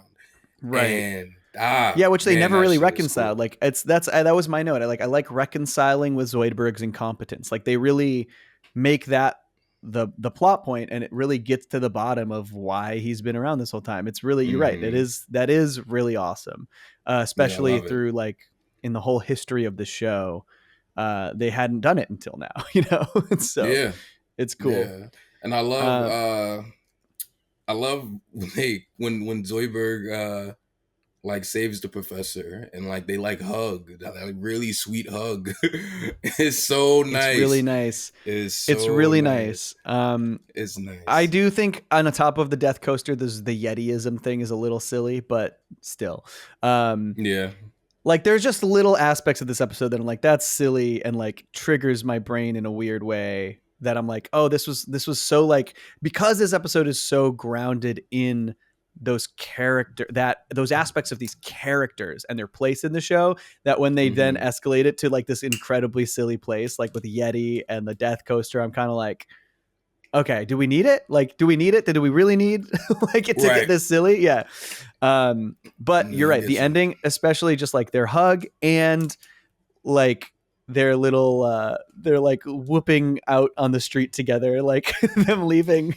Yeah. Yeah. That I love that. That's sweet. Yeah. But even right before that, when like, cause that's what, in order for mom to help, Zoidberg has to give her his only thing in his possession, which is a coupon for like tanning. And like they all decide, she takes it. She takes it from him. She takes it. And it is kind of funny that at the end of the episode, everybody's like, let's just go get tanned. It's like, how fucking random is that? But Zoidberg can't go. He's like, fuck, man. All right, I guess I'm gonna sit here. And then my professor just comes in and says like, nah, it's on me. Like, come on. It's like, oh, that's so fucking sweet. Yeah. I love this one, man. I think I actually love this episode. Good. Hell yeah. Love to hear it. It is a really nice episode. And it is nice that like they give, especially, and then in the last run too, they give the one that you said you haven't seen yet, which is the second to last episode in the whole show, is the like Zoidberg's good happy ending. And that episode is such a great Zoidberg episode too. They really like give him great episodes in these last Comedy Central seasons. All right, you got anything else about this? Should we move on? You keep going. All right, Ghost in the Machines. This one aired third for the season, but here it is. Whatever this is, like fifth, 1, 2, 3, 4, 5, sixth episode of the season. Production order. Let's see. Oh, did I read my tip of the Zoidberg one? Oh, I didn't read my tip of the Zoidberg. Let me read my tip of the Zoidberg review. Yeah. This is another quality episode. Still waiting for that God tier episode of season 6B, but another consistently funny episode. 5 stars. Okay, and then Ghost in the Machines. I said, another solid episode. The callbacks to Hell is Other Robots and The Devil's Hands Are Idle Playthings were hilarious. 5 stars. I just gave everything 5. I was being real generous. Real nice. This is an interesting episode because it is both following up Robot Devil stuff. This is our only real substantial role for the Robot Devil since Idle Hands. he's got like jokes here and there, but I think this is the only episode where he's like a part of it. Okay. Really, yeah, since Devil's Hands. And really, are those the only three? Like, are those the only three real Robot Devil episodes? Oh, you know what? He has a good little stretch in Beast with a Billion Backs too. I can't even remember, bro.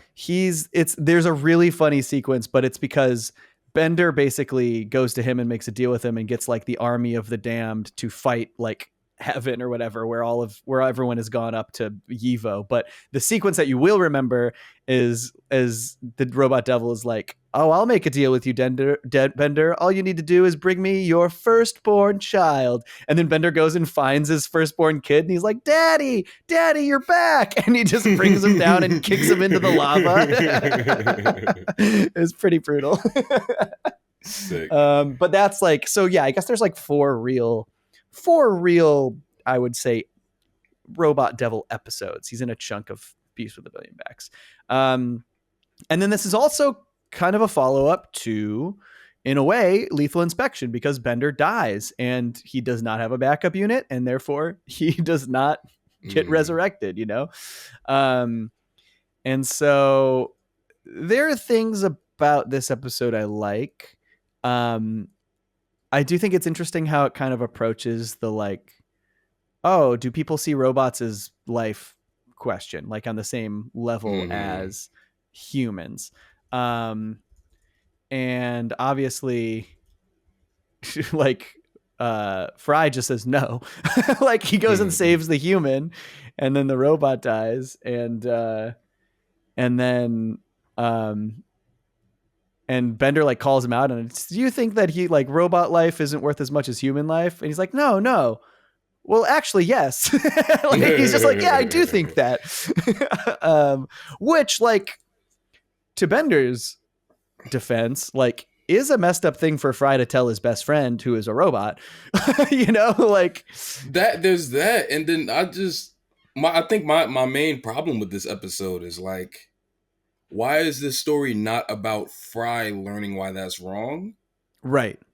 Like, Fry is the one who wrongs Bender, but instead they take it as like, okay, let's just do this like story about Bender having to kill Fry and haunting him and having to kill Fry. And like, I don't know. I just when it started, I was like, oh, okay, so that's what this is gonna be about. And then it like wasn't. Yeah, and they almost reverse it in a weird way, because like then the end, what Bender learns is that it's like, I don't know, like, because then at the end, Bender sacrifices the robot devil's body to save Fry, and so he's insisting the whole episode that he sees robot life as more important than human life, and then he sacrifices a robot to save Fry, and I don't know, like, it is messy in that way. Like, they could have definitely really honed in on there was like no real clear lesson being learned until throughout the episode. I think that's a good, strong point. There are some I good. Don't know. Yeah. No, I don't know.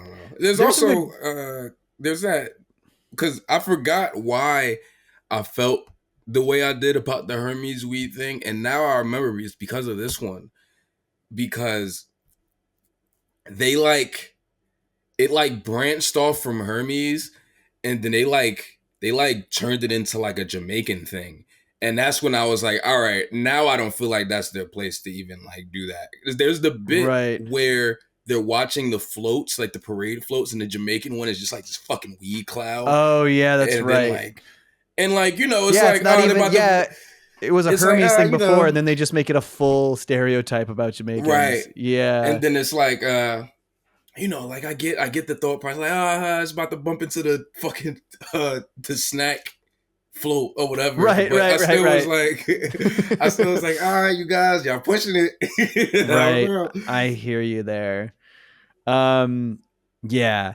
I do think this episode has some good gags. Like, I like when Bender stops the robot devil from singing another song, and then we get the little bit of the Hell Is Other Robot song again, which is funny. That's like a funny callback where he just starts playing it. I laughed at this joke, but it also is just another example of them being like, what the fuck, are Fry and Leela a thing or not? Where after he gets like, he saves the person and gets their like the key to the town or whatever, he goes, it sure was nice of the mayor's wife to have sex with me, which is a funny joke. But also I'm just like, what is going on with these two? Like, what's Right, their yeah. deal? I feel that. Yeah. And then I laugh pretty hard at the like, when Fry is like getting haunted and they're like, they decide to do the exorcism. There's a really good needle drop when they cut outside and there's like a cool sound cue needle drop with the robot preacher like walking up, the like exorcist style needle drop. I like that sequence. But I never really enjoyed the whole third act at the Amish place. Like, I don't know why. It just like, it feels so That is the disconnected. third act of this one, isn't it? Yeah, and it's like I don't know, like it feels I get how they got to that because he's just like, I'm haunted by all technology, so I'm going to go where there's no technology. But it does feel so disparate. Even though I see the connection, it's like, why is this so this just feels so different than the rest of the episode. That It's whole kind of sequence. like it's kind of like when they go to Alaska in the Simpsons movie. Yeah. They You're just not kind of wrong. remove the characters and put them in this like brand new space. And I understand how we got here, but it's Right. like kind of jarring a little bit. Kind of. Right. Yeah, I get it. Yeah, it's okay. Like, it's okay. I do kind of like I do think it's sweet when he saves Fry, and that's nice. And then he comes back at the end. I don't even remember how. What does he goes to heaven? I don't know. Like, there's a lot going on in this last act for how he comes back. Yeah. And I did laugh at the last bit though, where he finally comes back and Fry's just like, "Hey, wait, did you haunt me?" He's like, just calls him out immediately. And doesn't he like not answer? He just kind of like looks around. I think it cuts to the credits. Yeah. So funny. We do not It's find funny. out. Yeah. I like that. It's funny. It's a good, strong joke to end got on. a big laugh. We got a big Good. laugh out of that. There's okay. I have like four funny things about this one written down. One of them is like automatically when Fry saves the old lady, and the mayor says that they're gonna that from now on this Saturday will be known as Friday. That's a good gag. That's a really good gag. When Bender dies, Dead X pulls up. Yeah. And like just drops the coffin off. And I'm like, is that how you just find out that your homie died in the future? Like they just pull a fucking van up to your job. Okay. So the robot devil, the first time we see him, he's reading a magazine that says that's Life, but it says In Hell. But it's Life magazine, and then it says In Hell. That's so funny. I like that a lot. And the last thing I got is something that Bender says. Probably one of my biggest laughs the episode. He says, "Hold on to your dookie. It's about to get spooky." I like that a lot. That's good. There's some good gags. Like, that's the thing is like, I know I said this, but I'm really glad we're going through this. Especially, I'm really loving going through this with you since you haven't really seen these as much as I have. So like, I don't know. It's giving me a good new perspective on some stuff. And like, it's nice to see that, you know, like it's nice to reaffirm that. Yeah, there are good jokes. There's good jokes in this run. I will say my notes for the next 4 episodes are pretty limited because I don't like these episodes very much. What are the next 4? Okay. I got. Oh, okay. We'll talk about one of these. But it'll be all right. I got good notes. Okay, we'll talk. Well, let's go on. Let's move on to Nootopia. Which, let's see what I said in 2011. This was a great episode, despite a strange pace and abrupt ending. Thoroughly enjoyed it. 4 stars. I fucking hate this episode. My first note on this episode is, oh no. I was just like, oh damn it, we're here. I do think though, funny opening. with the like cutting the music cues and cutting to Farnsworth like running like and you see his legs like running really fast, and then you find out he's Yeah. on like a Segway that's got his feet on it. Right. That's funny. That made me laugh. I've talked about it before. The thing that sucks, first of all, this episode is like every act is so different than one another.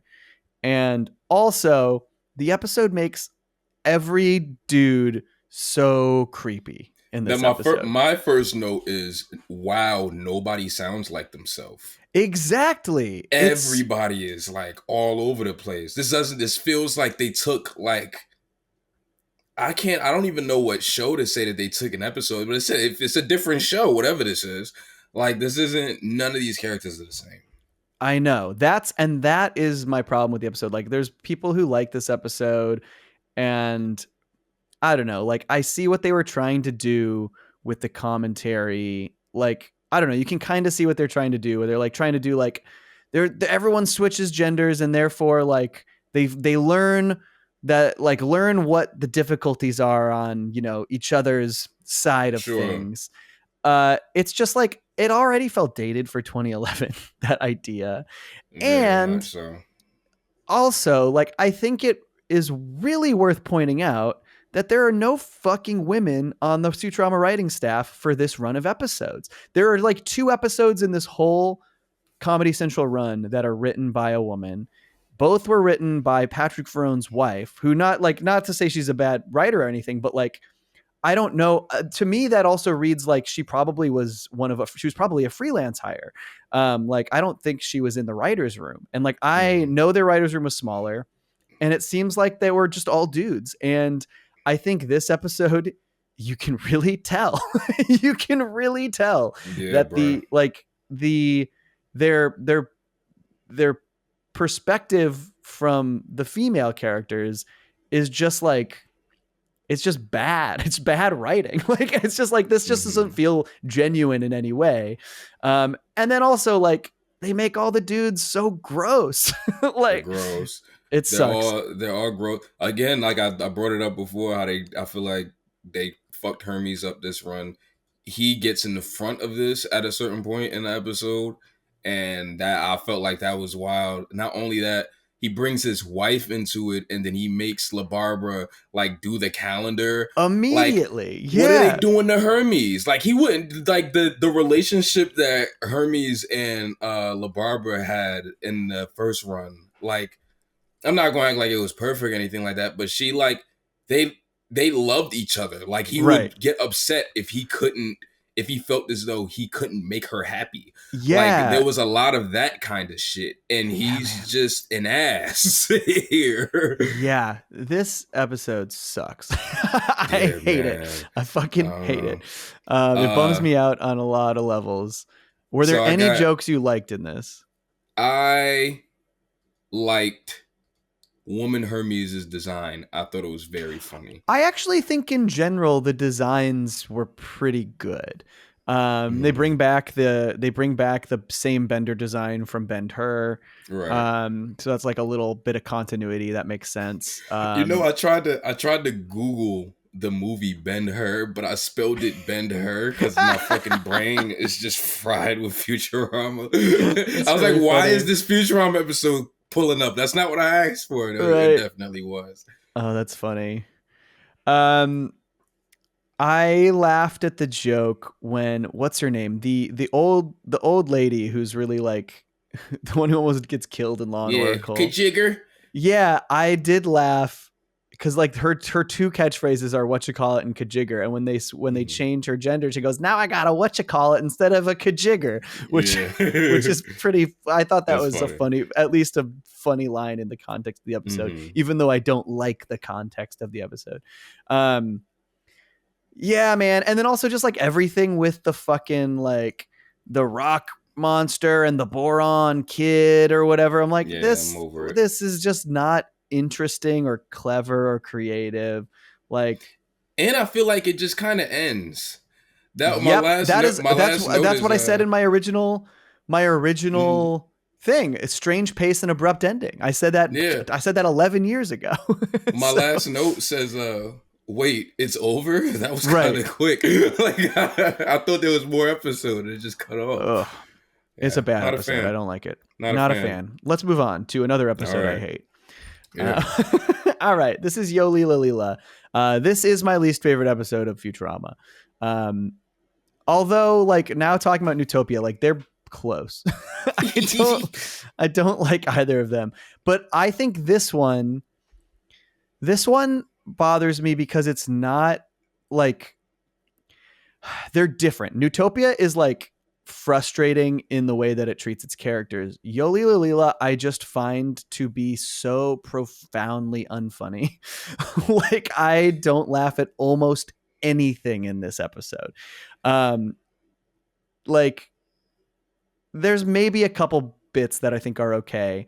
And then also, I think at the end, they make Leela kind of insufferable. Like, she sucks in the back half of this episode. She's really frustrating. When the show is like successful and shit. Yeah, and she the sees worst. herself as this, like, she's been lying the whole time, but she sees herself as this like creative genius.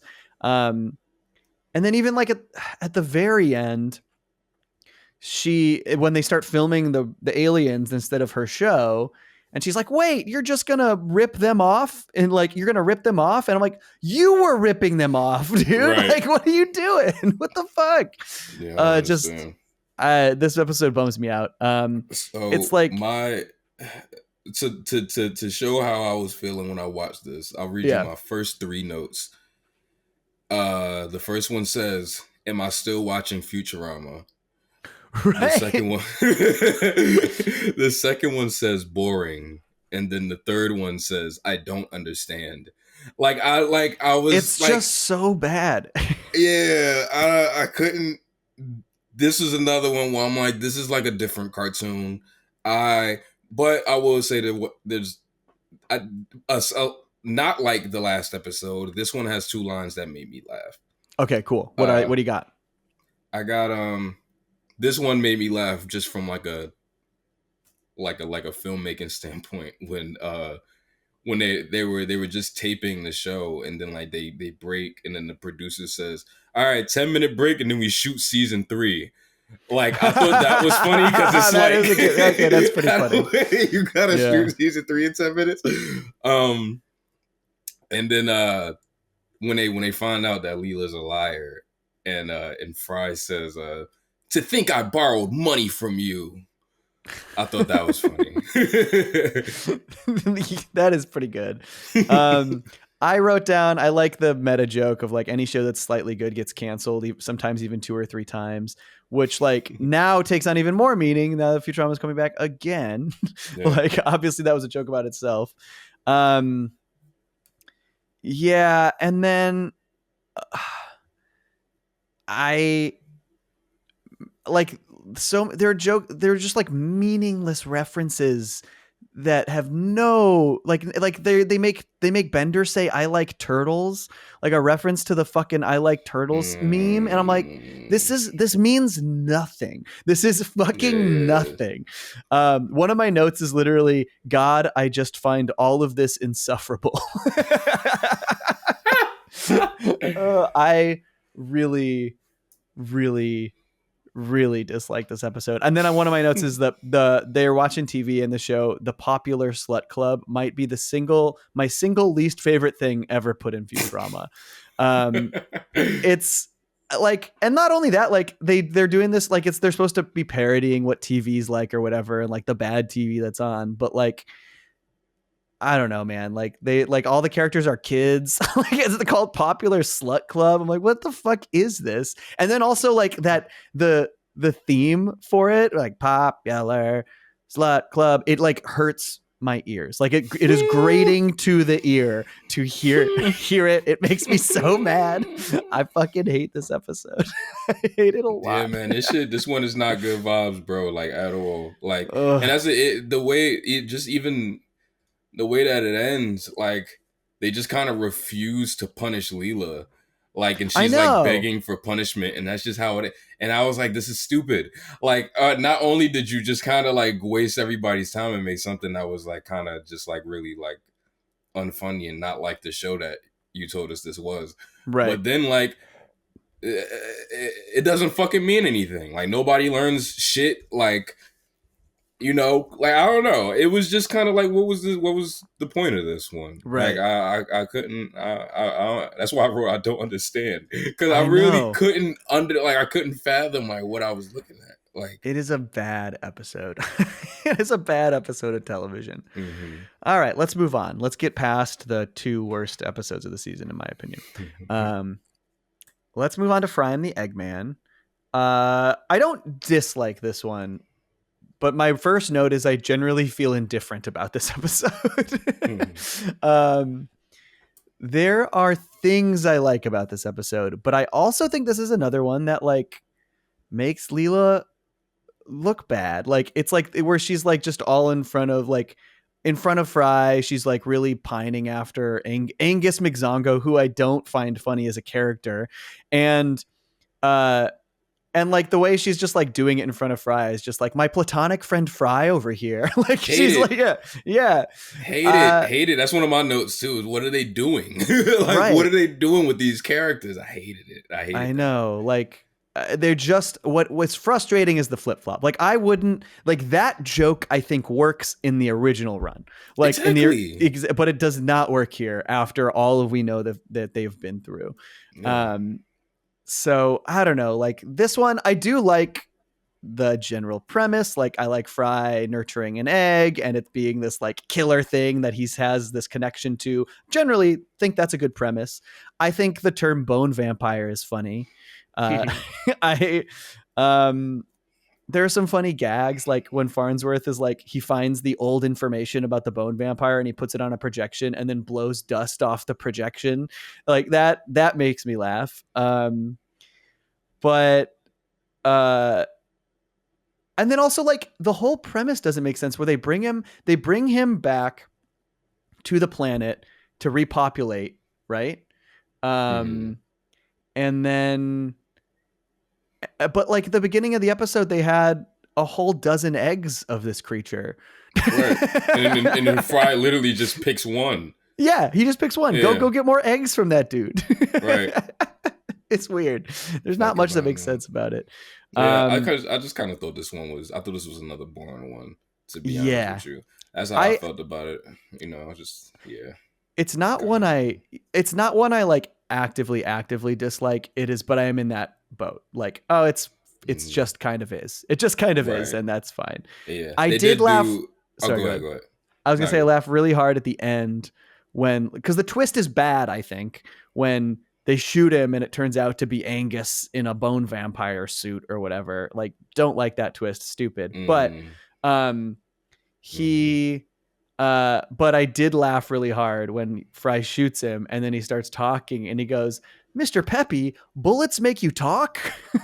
Like, that's a good joke. Yeah, that's a good Fry joke. I like that a lot. Yeah. Fry, I don't remember what the line is or what the context is, but Fry says Dwayne the Rock, the Tooth Fairy Johnson, which I think is a funny line in of itself, but why the fuck does Fry know what the Tooth Fairy is? Dude, there's all those things, right? Like they do that a lot. You're gonna be there's one of those that bothers me in an episode I like that's coming out that we'll watch in the next set. Where he's referencing Tron Legacy the whole fucking episode. And I'm like, dude, that movie came out 10 years after you got frozen. That's annoying. And it's like, because even I could get like if he I don't know, man, like the Tooth Fairy, bro, like that's not even like something that I feel like if I like asked like a friend of mine about the Tooth Fairy, they might not even remember that shit came out. Like it wasn't like a fucking touchstone. You know what? You know what I'm even now just realizing though? The fact that he really actively even knows him as Dwayne the Rock Johnson doesn't make sense. He was frozen in 99. He was just the Rock. Yeah. He's just the fucking Rock in 90. Yeah, bruh. Yeah, see? Man. Oh, I hated that line. Yeah, I get it. That's annoying. All right. Any more about Fry and the Eggman? Should we move on? Hell no. Let's keep going. Hell no. All right. All the president's heads. I do not love this episode, but I do like I love it conceptually. I really like the idea behind the time travel in this one. I really like the first act. I think them going and partying with all the heads in the museum is really fun. Yeah. I love the idea that, if you lick the head, you get teleported back to that time. I think that's really fun. I don't really like much of the stuff set in the revolutionary times. And I really don't like when they come back and everything's British. Like, it really just all goes downhill for me from the first act. Okay, so you practically took the words out of my mouth. Like, because that's how I feel. Is like, because this isn't the only cartoon that's done this. The one that comes to mind is Fairly Odd Parents, which is like apparently the episode of Fairly Odd Parents that they did for this, like they pulled that from like airing after a while because I think people were offended by it. Really? But yeah, it's just the same principle though, where like they like go back in time to the revolution era, and then they fuck something up, and then they come back, and then everything's British, and then it's just like jokes about British people, and then it's always the same kind of shit. They act like they don't have like computers or lights or like I don't know. Like I don't know. It's just all weird, and it's like, why is this is dumb? Like, stop doing this. Yeah. Like, I'm not. And it's like all the British accents are so painful too. Like them doing their characters but British. Yeah. Oh man. Literally one of my notes is just the British New York is not funny. Like that is just one of my notes flat out. Not funny. And it's not even the future anymore. Like it looks like they just, I don't know what it look like when they go back to the 3000 and whatever the fuck 11 or whatever the fuck this is. Like it doesn't even, it's like, fam, if we didn't have a revolution, we'd be set back that much. Right. For real.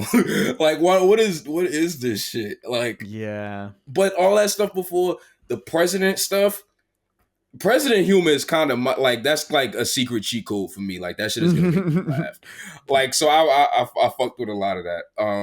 Yeah, he's over there puking in the bushes. I was literally looking at that note, just about to say it. I love it because Grant, he used to drink whiskey a lot and shit. So like it makes sense that they made him the one that puked. It's funny. I thought that was funny. I like that. I like the president shit. That's like my type of humor. Hell yeah.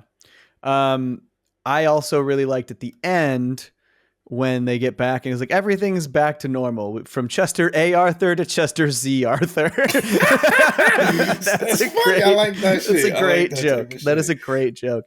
And I don't think we go ahead. So go for it. We're probably gonna say the same thing. You do it. I was gonna say I don't think we heard your review from 11 years ago. You're right. Let's do it. Yeah. What did I say? How did I feel? This was a really solid entry, especially after last week's crap episode. Last week being Yo Leela Leela. This was right after Yo Leela Leela in the actual run too. So, did we read what you said for did we read what you said for Yo Leela Leela? No, we didn't. Oh, we were so mad. All right, man, we messed up. Yeah, we just skipped right past it. I'll read it in a second. Let me do this. So it had a real Roswell that ends well vibe, and I quite enjoyed the British future. So on the opposite end of how I feel now. God, I was really generous to the season back then. I also wanted to say though, before we move back, and we have to go back and talk about Yo Leela Leela. I wanted to say only mention of Lars outside of Bender's Big Score is in this episode. They never mention Lars in any other episodes, which actually kind of bums me out, but they do a joke here where Fry he's moonlighting at the head museum and he walks in and the other doctor goes, "Hey Lars," and he goes, "Fry." She just calls him Lars, which is good. That's pretty funny. I like that as just a little reference. Okay, let me read my Yo Leela Leela review. Sorry, we're going back. Meh. It wasn't very funny, but it wasn't painfully unfunny. It just sort of was. Meh. I have I've hardened. Actually, there's like Yeah. some this season that I've hardened on most of these, but like also like Law and Order, I think I like more than my review suggested back then. Like there's things I'm like up and down on all of them. Okay, let's move on to some episodes that I like. I'm very Yeah, man. excited to talk about these last three. First of all, Cold Warriors. My first note is just quite like this one. um, Mm-hmm. so obviously this is a spiritual successor to Jurassic Park and Luck of the Fryrish. As they like kind of do the flashbacks, we get to see Fry's life before he was frozen and how what's happening in the future relates to something that he went through with his family. Let me read my review for this one. Best episode of season 6B, hands down, fantastic. Which I do think I think if I were still watching in order, that is still how I would have felt like watching through them for the first time. Like I agree, up to this point, this is my favorite one of the season. I yeah, and it's nice to get more of Fry's dad, getting him some Yancey Fry Senior in there. Yeah, how do you feel about Cold Warriors? You like this one? This is one of the ones where I was saying that like I really like what they do at the end, but like I don't know how I feel about the way how we got there.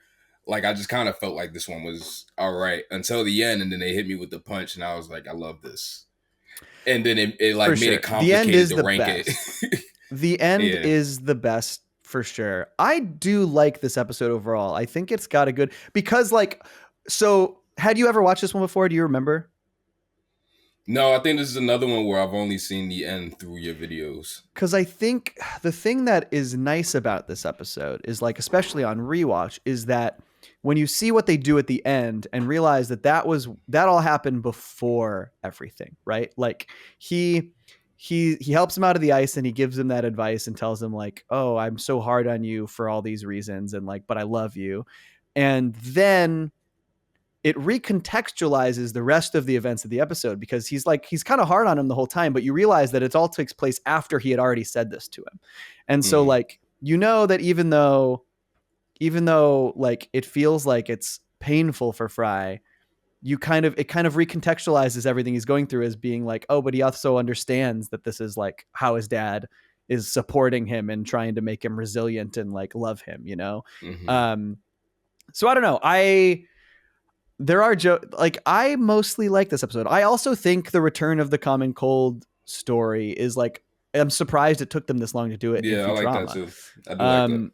Yeah, and so like, and there's some cool stuff visually. I love when they start moving the Manhattan towards the sun. Like all of the background is just really pretty. You get like this cool sunlight rainbow refraction happening with the effects. I was trying to remember why exactly I felt like this one was just all right until the end, and now I remember because of the Common Cold thing. I felt like the stuff happening in the future didn't. I was gonna say this too. Yeah. Yeah, like I felt like it didn't connect well enough for me. Like I get it. Yeah, like the main connecting tissue is tissue. The Common Cold. It's just like that Fry gets the cold in the past and gets it in the future because he falls in the ice or whatever. And so like that's really the only main connection. You're right. And it doesn't, which actually has also always been as much as I love Jurassic Park, that's always been my argument for why Jurassic Park isn't quite as good as everyone makes it out to be, even though it is excellent. Like, it's why Luck of the Fryrish is the perfect example of one of these episodes. Yeah, for sure. It ties them in so perfectly. But this one and Jurassic Park, I think, don't tie together quite as seamlessly as Luck of the Fryrish. I do think there's like enough connective tissue there for me, and I do like a lot of the sequences. I like seeing his life in the past. I like seeing like this is the youngest we've ever seen Fry. I love seeing him at this age, and yeah, there's some good stuff. There are some jokes in there that like there was a joke that I hated, which is like Obama working at Panucci's Pizza. Like My first note is Obama working at the pizzeria is sick. That's my first note. Fucking obese. Oh man. Just like, I don't know, it just felt like let's shoehorn in something here. Mm-hmm. I also like that, like, Fry is always down. He's always willing to sacrifice himself to help people. Like, in this one, they're like, we're going to have to grind you up to find the cure for the common cold and make the vaccine. And he's like, okay, go for it. I don't want to kill everyone, Mm-hmm. That's very Fry. And then I like seeing more of his dad, and like some of his jokes make me laugh. Like, I like when he's praising Josh Gedge, and he's like, that's some dry, emotionless science. Nice job, son. you know? Um, and then I laugh really hard at Buzz Aldrin being like, I haven't been this surprised since I met the Moon Men. And everyone laughs and he goes, but seriously, there are Moon Men. That's pretty funny. I like it's in a throwaway line after they find the other buddies experiment, and Fry says, my shit wouldn't even have lasted anyway. Buzz Aldrin ran over my guinea pig in the parking lot. And I actually also really like that revelation that like Fry didn't win. Like, even though you like in another thing, he would be like, oh yeah, he he proved everyone wrong and he won. But in this, and he not only didn't win, but he remembered that Gedge did such a good job that that's exactly what they need to be able to create the vaccine. Yeah, I don't know, like that, this episode works for me. You know what I mean? Like, there are things about them connecting the past and the future that maybe could have worked better.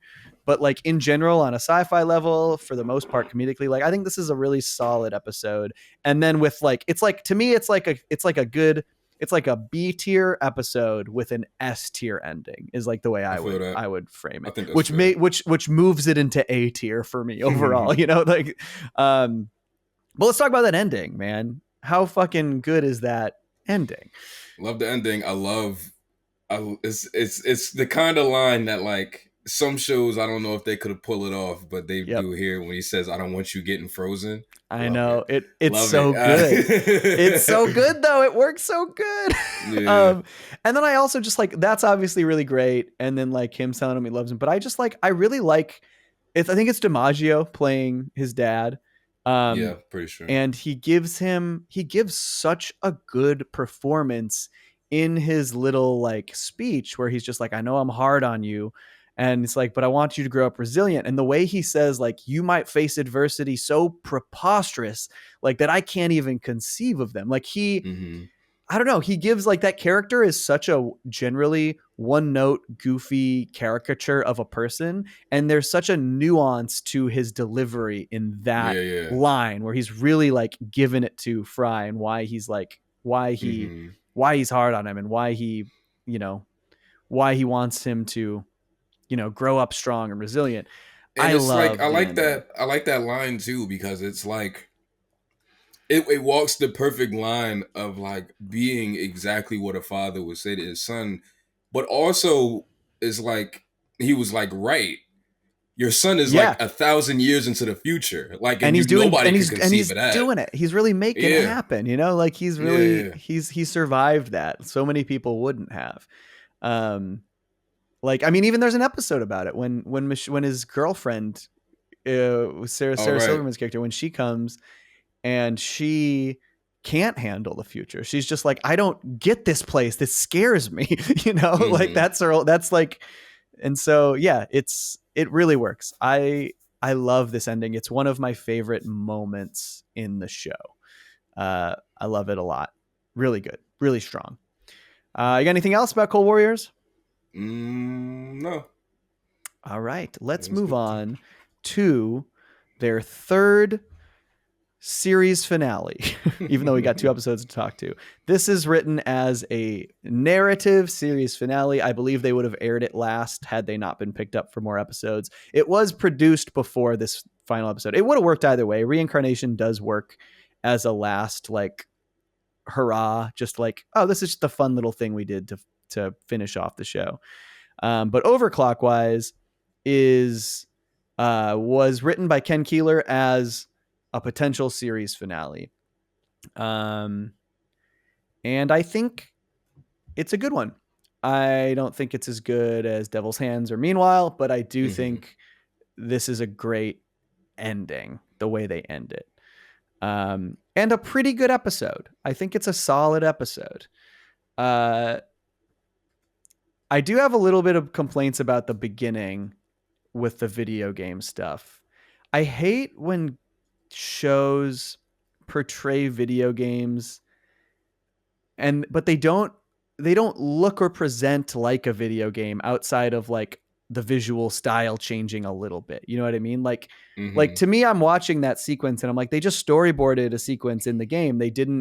This isn't like what the game would look like. Like this isn't what the game would look like. Yeah. I mean, the game will really look like the gun, like in the front of the camera. And I think they probably could have. They probably could have done it from an FPS POV. Like they probably could have done that. Yeah. If you want to talk about some like real cool shit, like if they could have like, because I'm only saying this because I've seen something like this on Family Guy. There's an episode, there's a bit on Family Guy where Peter and like the entire family, like they like go down a hill, what's it called? I'm blanking on the word, but like they were going down like a snow hill, like they were sledding. Yeah, sledding. It was sledding down a snow hill, and Peter gives the entire family GoPros to put on top of their head, and then the camera has like 6 perspectives: Peter's, Lois's, Chris's, like Meg, Stewie, Brian, and like you see like all of their perspectives going down the hill. Like Meg like smashes through a car windshield. And that sounds cool. Happen. I want to see this. It's cool as shit. And I think if they do something like that with a video game in a cartoon, that'd be cool as fuck too. Like just totally from all of the characters' perspectives. It could have been really cool. Yeah. It's expensive as fuck and it's very complicated. But you know, that it reminded me of that because I thought that was nuts. I'll send it to you after we do this because that please do. I did laugh at the title of the game, World of World War II 3. That's funny. Like that's pretty good. Yeah. And so my complaint about this episode as a finale, I do think this like, but that's the thing is like, I can complain about those things as a finale, but the reality is that this wasn't a finale and therefore those complaints aren't as big a deal to me anymore. You know what I mean? Right. But if this had been the last episode, these are what I would have been disappointed in about it. But now in the context of it not being the last episode, I think I'm okay with it. But the issue I always had with this episode is the way it kind of just eventually shoves Leela to the side for the rest of it. Like it starts off with her being like, oh, I have these issues. I'm having an existential crisis. I'm not sure what I want to do with my life. And I like all of that stuff. I like those conversations, especially after these like couple seasons where it's just like, what the fuck is going on with Fry and Leela? In the context of that, it actually works pretty well where she's like, I don't know if this is it. Like, you know what I mean? But it bums me out that they just then she's like, I'm out of here. And then she's gone. And then she comes back at the end just for the nice moment. Right. Which the moment is lovely, but like that bothers me. Yeah. I definitely agree. I agree wholeheartedly. I think, and that was when I said earlier that I had a big issue with Overclockwise. That's definitely it. I hate that conversation that her and Fry have because she's just like, I don't know. I guess I'm getting tired of our like. Will they on again, off again? We all are. It's not that. Like, it literally doesn't have to be that. Like, and it was like, it was frustrating. And then I think she leaves really abruptly. Like, they just kind of like, oh, damn, Leela about to get a different job. And then you're right, she disappears. And then she just comes back and they do this like, and you know, they try to keep it alive through Fry being like Bender, you gotta tell me, like, we gonna be all right? Like, they try to bring it back. With that, and I do think a lot of like the conversation I feel like he has with Bender when he like goes to find him, and like Bender is like this big entity at this point. Like I do think that stuff really really works, but I do think that there is a way to tell this exact story and get this exact emotion and not making Leela go anywhere. Like she does not have to quit the job. Or my pitch is, if you're going to do that, show at least one scene of her life now having left, and We don't know what she is does. and why she is drawn back. Why is she Exactly. reminded of Fry? What is it about it that makes her realize, oh, this was a mistake, I miss Fry? You know what I mean? She just Like, conveniently walks in. yeah, and that sucks. I guess maybe they just had a lot to fit in, but I think that's my issue with it. But still, even so, it's way more of an issue if this is the last episode. Like, I still think it's maybe an issue, but because it's not the last episode, like, it doesn't quite bother me like it would have if this were like the actual series finale. But there are some really great, I don't know, I think there are some really great moments before Leela leaves between them that I love. Like, first of all, I love the joke where Leela walks up to him and is like, hey, Fry, you want to talk? Can we talk about our relationship? And he goes, our relationship's the best thing in my life, so I'm sure I'll enjoy talking about it with you. That's a great Fry line. And then I love the line when Leela's like being all existential and she's just like, don't you ever wonder about the future? And Fry says, well, sure, but you're always in it. That's a great fucking line. Yeah. And so, like, I do think they do a good job with the emotionality between like Fry dealing with Leela potentially wanting to leave. I especially love after she leaves in his like little sequence where he's sad that they use the bridge from late Philip J. Fry as like where he goes to be sad about it. Like, that bridge now holds special importance to him, you know? There's things I like about it, but yeah, like that one thing that we both talked about is the issue I have is definitely the issue I have with this episode. Yeah, for sure. Yeah. The rest of the episode I think is very fun and funny though. Like, Bender overclocking himself is a cool idea. I really like the sequence where he starts overclocking and he's reading all the books, like really cool animation with how quickly they're making a move. Laugh really hard when he like figures out that those things are going to come try to hunt him down and like sets everything up so that he can take them out conveniently or whatever. Yeah. And I laugh so hard. Like, one of my biggest laughs of the whole season is he goes, just like I can tell how that ceiling fan's going to fall and hit Zoidberg. And then it misses him and he goes, ha, you were wrong. He goes, not that ceiling fan. And then another one, which is too close to have been next to the other ceiling fan. It's so good. And then also at the end when he's getting dragged out, the last thing he does with his powers is goes, quick, Zoidberg. Yeah. It's so funny. It's so funny. Yeah. That's good. I also actually, like, even though there's only a couple scenes with them, I was like, oh, Qbert and Bender as a little team is funny. Like, I like them together. That they should team them up more often. Yeah, I think this is a very strong episode, but like, you know, issues I have issues with it. They would have been way bigger issues if this were the actual last episode. One other joke that kills me is when they're in the courtroom and the judge goes, "This strikes me as an extra risky strategy." And then the chicken lawyer goes, "Did you say extra crispy recipe?" That is stupid. So stupid. Stupid. I love that joke a lot. It's so dumb.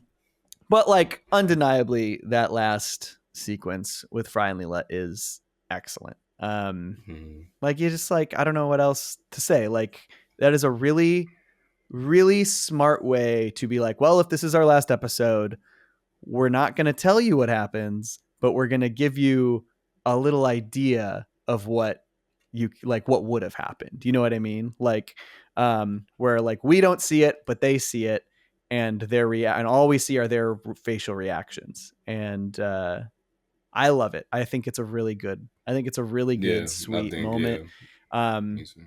And like, really, like, if I'm looking at all of the, I think the Devil's Hands, this moment, and Meanwhile I like the one in Into the Green Wild Green Yonder fine. I do like them finally like, professing their love for another, but I think this one's stronger. I think as a moment, as a final moment. Sure. And yeah, I don't know. I think they just did I think Ken did such a good job with all of those finale moments. Like the moment that they're Mm-hmm. leaving us off with is really, really good every time.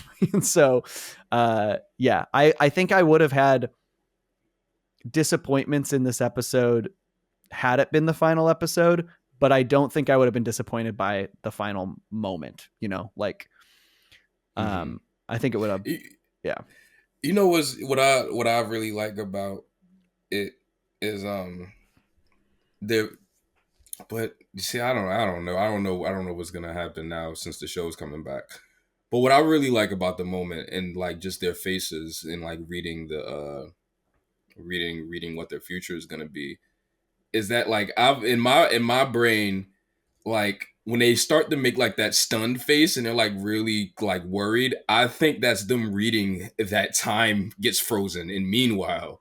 And then like when he flips the page over, it's them reading the rest of like how they live after that, and then they smile. And that's how I always saw it. When I thought about this one. But Right. I don't know if that's gonna hold water. This is coming Right. back. Yeah, I wonder like well that's like the other thing is like yeah, what can we read into it like more, right? Yeah. Yeah, that's interesting. I gosh, what are they going to do next time? I can't believe there's going to be another finale. Maybe two more. Might like they're going to be writing episode 20 of this run as a potential finale. Yeah, sounds Hopefully like them. yeah, well they always will. Like Yeah. they'll always do their best to make sure it's not ending on a unsatisfying note. Random app. Um yeah, exactly. But is it it's going to be weird. It's going to be weird. I hope it's Pretty good. weird. Me too. And I hope it's different. I hope it's really different. Like I don't need it. I don't actually know. Like I don't need it to be Fry and Leela focused. Like we got so many good ones of those. And if, as long as they're like together in this new run, like I don't need an emotional moment just about them. It can be about the show. It can be about the rest Hmm. of them. It can be about the whole crew. It can be about Planet Yeah. Express, you know? Which I guess is the one thing that Into the Wild Green Yonder does pretty good is like into the breach, meat bags. That is a pretty good. That actually is a pretty good last line for like the whole crew. The my favorite last line of all, because they're all great last lines, but my favorite last line is Devil's Hands, where Leela Yeah. says, "I want to hear how it ends." Yep. That gets me every time. That's good. I It's a like that. great fucking line. Yeah. I think I'm like I'm still at least able to really appreciate it because that is well, especially as having been, you know, like literally spending all those years between that episode and the return of the show being like that was the ending. Like that was the Hmm. ending for me. For sure. And as much as I love that moment and I think that episode is like I think I put it in my top 3 of all time. Um I did feel immensely unsatisfied. I like not that it wasn't a great ending, but like I was just like I can't believe Yeah, that I we get that. don't get more. I can't believe that like I get that. that's it, you know. Yeah. Um Well, now we're in a world now where Meanwhile has been the finale for longer so than long. Devil's Hands. Well, yeah, For it's like been. 9 years. Okay, so here is my 2011 review for Overclockwise. It's short and sweet. Mm. Loved it. One of my favorite episodes to date after first viewing. 5 stars. I still like this episode quite a lot. It's not a 5 stars. I think I was in general giving these. I get like even the episodes I didn't like I gave Yo Leela Leela 3, even though I said like, oh, I didn't like this.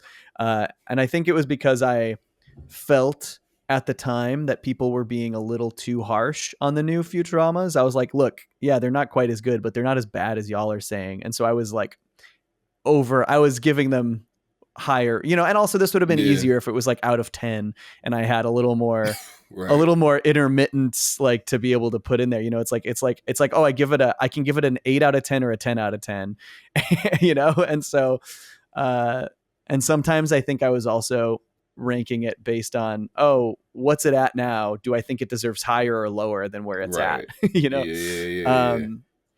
So that's my Overclockwise review. Let's move on to their weird little epilogue for the season, which I believe is the one true great anthology episode of the revival era, or the Comedy Central era. Can't call it the revival era anymore because Hulu's a thing.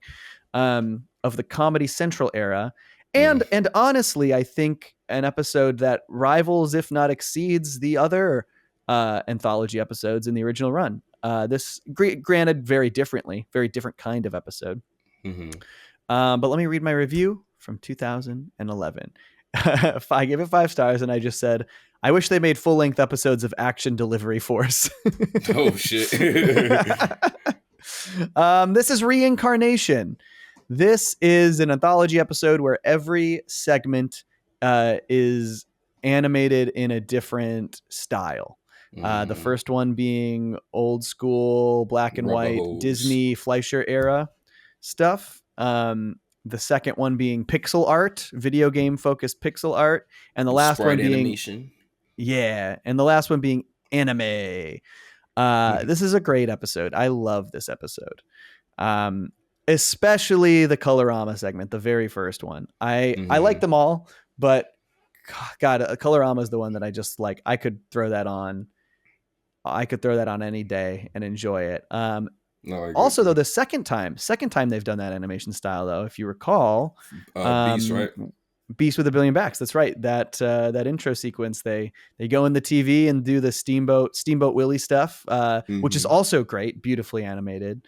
But it was cool to see them do this in like, you know, a 10-minute chunk or whatever, or a 8-minute chunk. I'm obsessed. I'm just obsessed with the animation in this. I love the way they do it, and they make it a gag that they're always moving up and down, like the way that the professor moves the telescope up and down for Leela so she can look steadily. It's funny. It's so funny. There's a gut busting gag in that segment when Fry is like, I just want Leela to fucking like me. And Bender's like, have you tried getting her pregnant? He says, I've tried, but so far I've only gotten Amy pregnant. Yeah, this is nasty. Oh, man. Man. So funny. That's good shit. Yeah, this is so cool. So well animated. Their designs, the designs are so great for every character. I love them so much. And then the sequence on the comet is incredible. Right. Oh, dude, I got to tell you what that's based on. Yeah, please do. So you know, like when Fry like jumps on it, and like there's just like this great shot of him like walking through it, and it's like so many planes, and like it just like feels almost like 3D. It's based on I don't know if it's particularly just this cartoon that does it. I just know that this is one of the more notable ones that does do it. But there's a Popeye cartoon called Popeye Meets Sinbad the Sailor. And I've seen it. I had that shit on VHS. Love that shit, man. Yeah. I watch it like once a year. It's one of my favorite short cartoons. Yeah. And there's sections of that where like instead of just painting a flat background, what the Fleischers did was they built like a model. Right. And they would film it, and then they would animate Popeye walking through that plane. Yeah. And that's how you were able to get like the rocks like going over while Popeye is walking behind them and shit like that. And they feel like real and like you know, because they were real.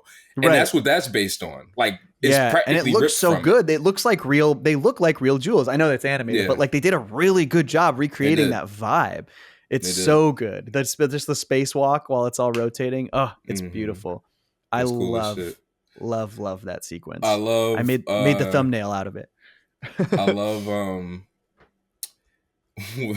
Fry, I think you made a new color. It's just a black and white rainbow. Well, that's Like- what's genius about all three of these. Well, but is that every single segment is showcasing something that the format is incapable of showing us. Mhm. It's like they're impossible ideas, and therefore the joke is that like the format we're talking about, or the format that they're shown in, can't present that thing. So obviously the black and white one cannot show color. The pixel art one, they said they've discovered the smallest unit of matter in all of existence, but it's just a pixel for us because it's in pixel art. And then in the last one, in Action and Delivery Force, Zoidberg is doing the most elaborate dance of all time or whatever, but they don't animate the full dance because that's how anime worked back then. The limitations of Exactly. It's really funny, really smart. Just the way that all worked is excellent.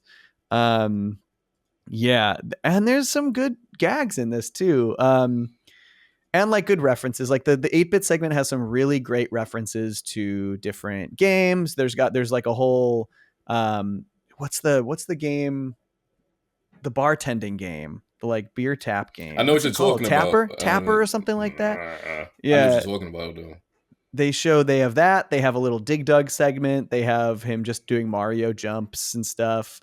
Yeah, there's some good segments like that. There's some good jokes where like there's a running bit where Leela keeps just like aggressively hitting on Fry, and Fry is not realizing that Leela wants to bone. Like it's like, you know what else you could lay bare or whatever. And then like Leela, no I'm trying to listen. Yeah. And then she goes, and then when he goes, we found this log. We're going to penetrate its deepest mysteries. She goes, hey, Fry. Hey, Fry. It's really good. That's so funny. It's really funny. Yeah, that one's really fun. I also laughed really hard when they showed the news segment, and they're wrapping up, and he goes, and those are today's high scores. That made me laugh a lot. I do think Amy looks really funny in that segment. In the pixel art style? She's the one that like looks the sickest. Yeah, I hear it. And then there's also actually a deleted scene from this where I think they do Hypnotoad Frogger. I think it's only available in like animatic format or not fully animated format on the DVD, but there's a deleted sequence from that, which is great. Like that tracks. Good bit. And then the last one is Action Delivery Force, which is really funny. Some of my favorite lines. This one is, I think, the funniest. Like my favorite segment is the Colorama one, but this one to me is the funniest through all of the like translation jokes and the parodies of the anime format. Like the backstory exposition dump where they're just like, we can't form like whatever the robot's name is like, because it was like exiled after like Prince Hiroshi sacrificed himself or whatever. And we're like, it's just all unrelated to what we're seeing, but they just give us the big exposition dump.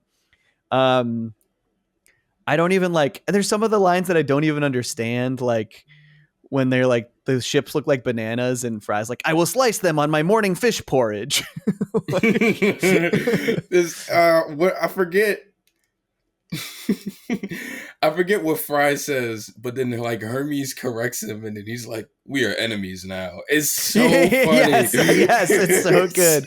It's so good. I love Fry. Like Zoidberg says something like that sounds preposterous, and Fry says, "The list of things I've heard now contains everything." It's such a good joke. I got that too. I like. Man, is that Amy that's saying this one where says because I forget what language the other people were speaking, but it's like they're not. So they're speaking dancing English like us, right? Yes, yeah. English. You know, they're not speaking any English. They're because they dance. They speak through dancing. That's like the conflict. And so, but yeah, they like do they put the big big ADR English over it. Yeah, it's very funny. Yeah, this whole segment is funny. And then I love I love the sequence where Fry and Bender like transform together, and he just like gets inside of Bender. I'm like, did he like take a shit inside because he's like pulling his pants up? Like, he just take a shit inside Bender. I love it. It's really great. There's a visual gag at the end that is so funny. The only thing that I think is comparable to is like they did. Did you watch Wander Over Yonder at all? That Disney cartoon? No, I never seen it actually. There is one episode that you would fucking love. It's parodying like old 80s cell animated shows. Nice. But it like looks identical. The art design is different. Like everything is different because in universe, one of the characters is actually animating it. And it's they fuck up the animation at a certain point and like characters' mouths like go off their face and like shit like that. And they do something like that here with like the translation where like Zoidberg is talking and then he like shuts his mouth and his mouth is just closed for like 10 seconds. Like while he's still talking. Right. He's finishing the line. I love that shit. That's so funny. Yeah, I do stand by my review years ago. I would definitely watch a full-length episode of Action Delivery Force. Like, I would for sure watch one. I think it's really funny. It's a very specific, like, old, like, this is the anime they grew up on. You know what I mean? Totally. Like, and I respect that. I respect that it's not trying to parody the current stuff because they don't know anything about that. Like, instead it's just an homage to the shit that like they would watch in college. Yeah. You know?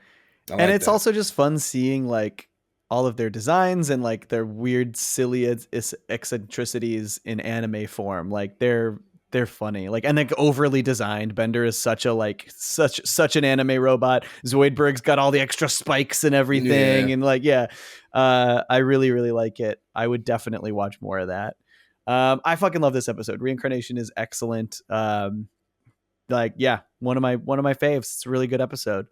Hell yeah. All right. Yeah. How do you feel about season 6B as a whole? This is wrapping up their first run on Comedy Central, their first produced 26 episode run. How did you feel about 6B specifically? Because we talked about 6A before. What'd you think? I think this half is not as good as the first half. I think the first half has a lot more stronger ones in it, but I do think that there are real strong ones in it in this batch. And I do think that like just this batch in general, if you wanted to point to a reason why we're in a better world that Futurama came back, I think this is probably a good section to point to because you got stuff like Tip of the Zoidberg or whatever. Totally. Where it's like we wouldn't have even understood how sincere these characters' relationships were if we didn't have the opportunity to like explore them or whatever like through these episodes. So I think in itself, like I think like that's a good thing to walk away with, just that it like kind of justified. It sounds kind of fucked up, but it like kind of justifies its existence almost. No, I agree. I do really like these, And I'm glad to hear you say that because, you know, I know you've always been like, nah, they should have just ended. They should have just ended in Devil's Hands, but there's some good stuff. And I do like, I know I've always said that I do think that this run on Comedy Central is a step below consistency wise the original run for sure. But there are just episodes and developments and ideas in these runs that I think are so good. And I would be bummed if I could never watch them again. If we I would never go back to the world where they didn't exist just to preserve like that excellent ending. Yeah. Maybe if meanwhile it sucked, I would have, but who knows? I really like this run. I do agree. Like, I think it starts with like some solid, decent mid-tier episodes, and then kind of falls into some bad eps in the middle, and then ends with what I think is the strongest run. It picks itself up at a certain point. I really like the back end of these last three in particular. And yeah, there's just really good stuff. And like even Tip of the Zoidberg, which is not my which is not an episode. I'm not quite as high on Tip of the Zoidberg overall as you, but there's things about Tip of the Zoidberg that I think are like undeniably excellent and like incredible additions to the Futurama lore and history and the characters' backstories. You know, like I love what they do with a lot of this stuff. And then there's just like good funny shit like Law and Oracle, just laughs, you know. Silence and Clamps, I had a good time. Like I find Silence and Clamps to have a lot of laughs. Great great time. I'm enjoying watching through these with you, even though this one also has two of my least favorites of all time. All right, should we rank them up? Yeah, let's do it. All right, I'm going bottom to top. Number 13, Yo Leela Leela. Number 12, Nootopia. 11, All the President's Heads. 10, Fry and the Eggman. 9, Ghost in the Machines. 8, Benderama. 7, Mobius Dick. 6, Tip of the Zoidberg. 5, Law and Oracle. 4, Silence of the Clamps. 3, Cold Warriors. 2, Overclockwise. And 1, Reincarnation. We got like we were on track and then we got like fucked up. I had a feeling the Tip of the Zoidberg thing, but like we probably agree that a lot of the back end similarly. Yeah. Watch this. But we're probably same. But we're probably same top and bottom half, right? Just different order, basically. Somewhat. Yeah. All right. Well, let's check it out. Somewhat. Actually, okay. Some of this I don't think is fair. Now that I'm looking at it. But I'll try to course correct. All right. Okay. 13. Nootopia. 12, Yo Leela Leela. Yep. 11, Fry Am the Eggman. 10, All the President's Heads. We're really close here. Yeah. I guess this is one of the ones I'm switching. 9, I'll go Benderama. 8, The Silence of the Clamps. 7. That was low for you. I get you. Right. Yeah. 7, Ghost in the Machines. This is another one I have to switch. So I'm going to go 6, Mobius Dick. 5, Cold Warriors. 4, Overclockwise. 3, Reincarnation. 2, Law and Oracle. And 1, The Tip of the Zoidberg. Wow, interesting. Yeah. Wow, you liked Law and Oracle, Tip of the Zoidberg. I knew Tip of the Zoidberg would be a lot higher than it was for me, but that's rad, dude. That's great. I actually love to see that. I love to see that.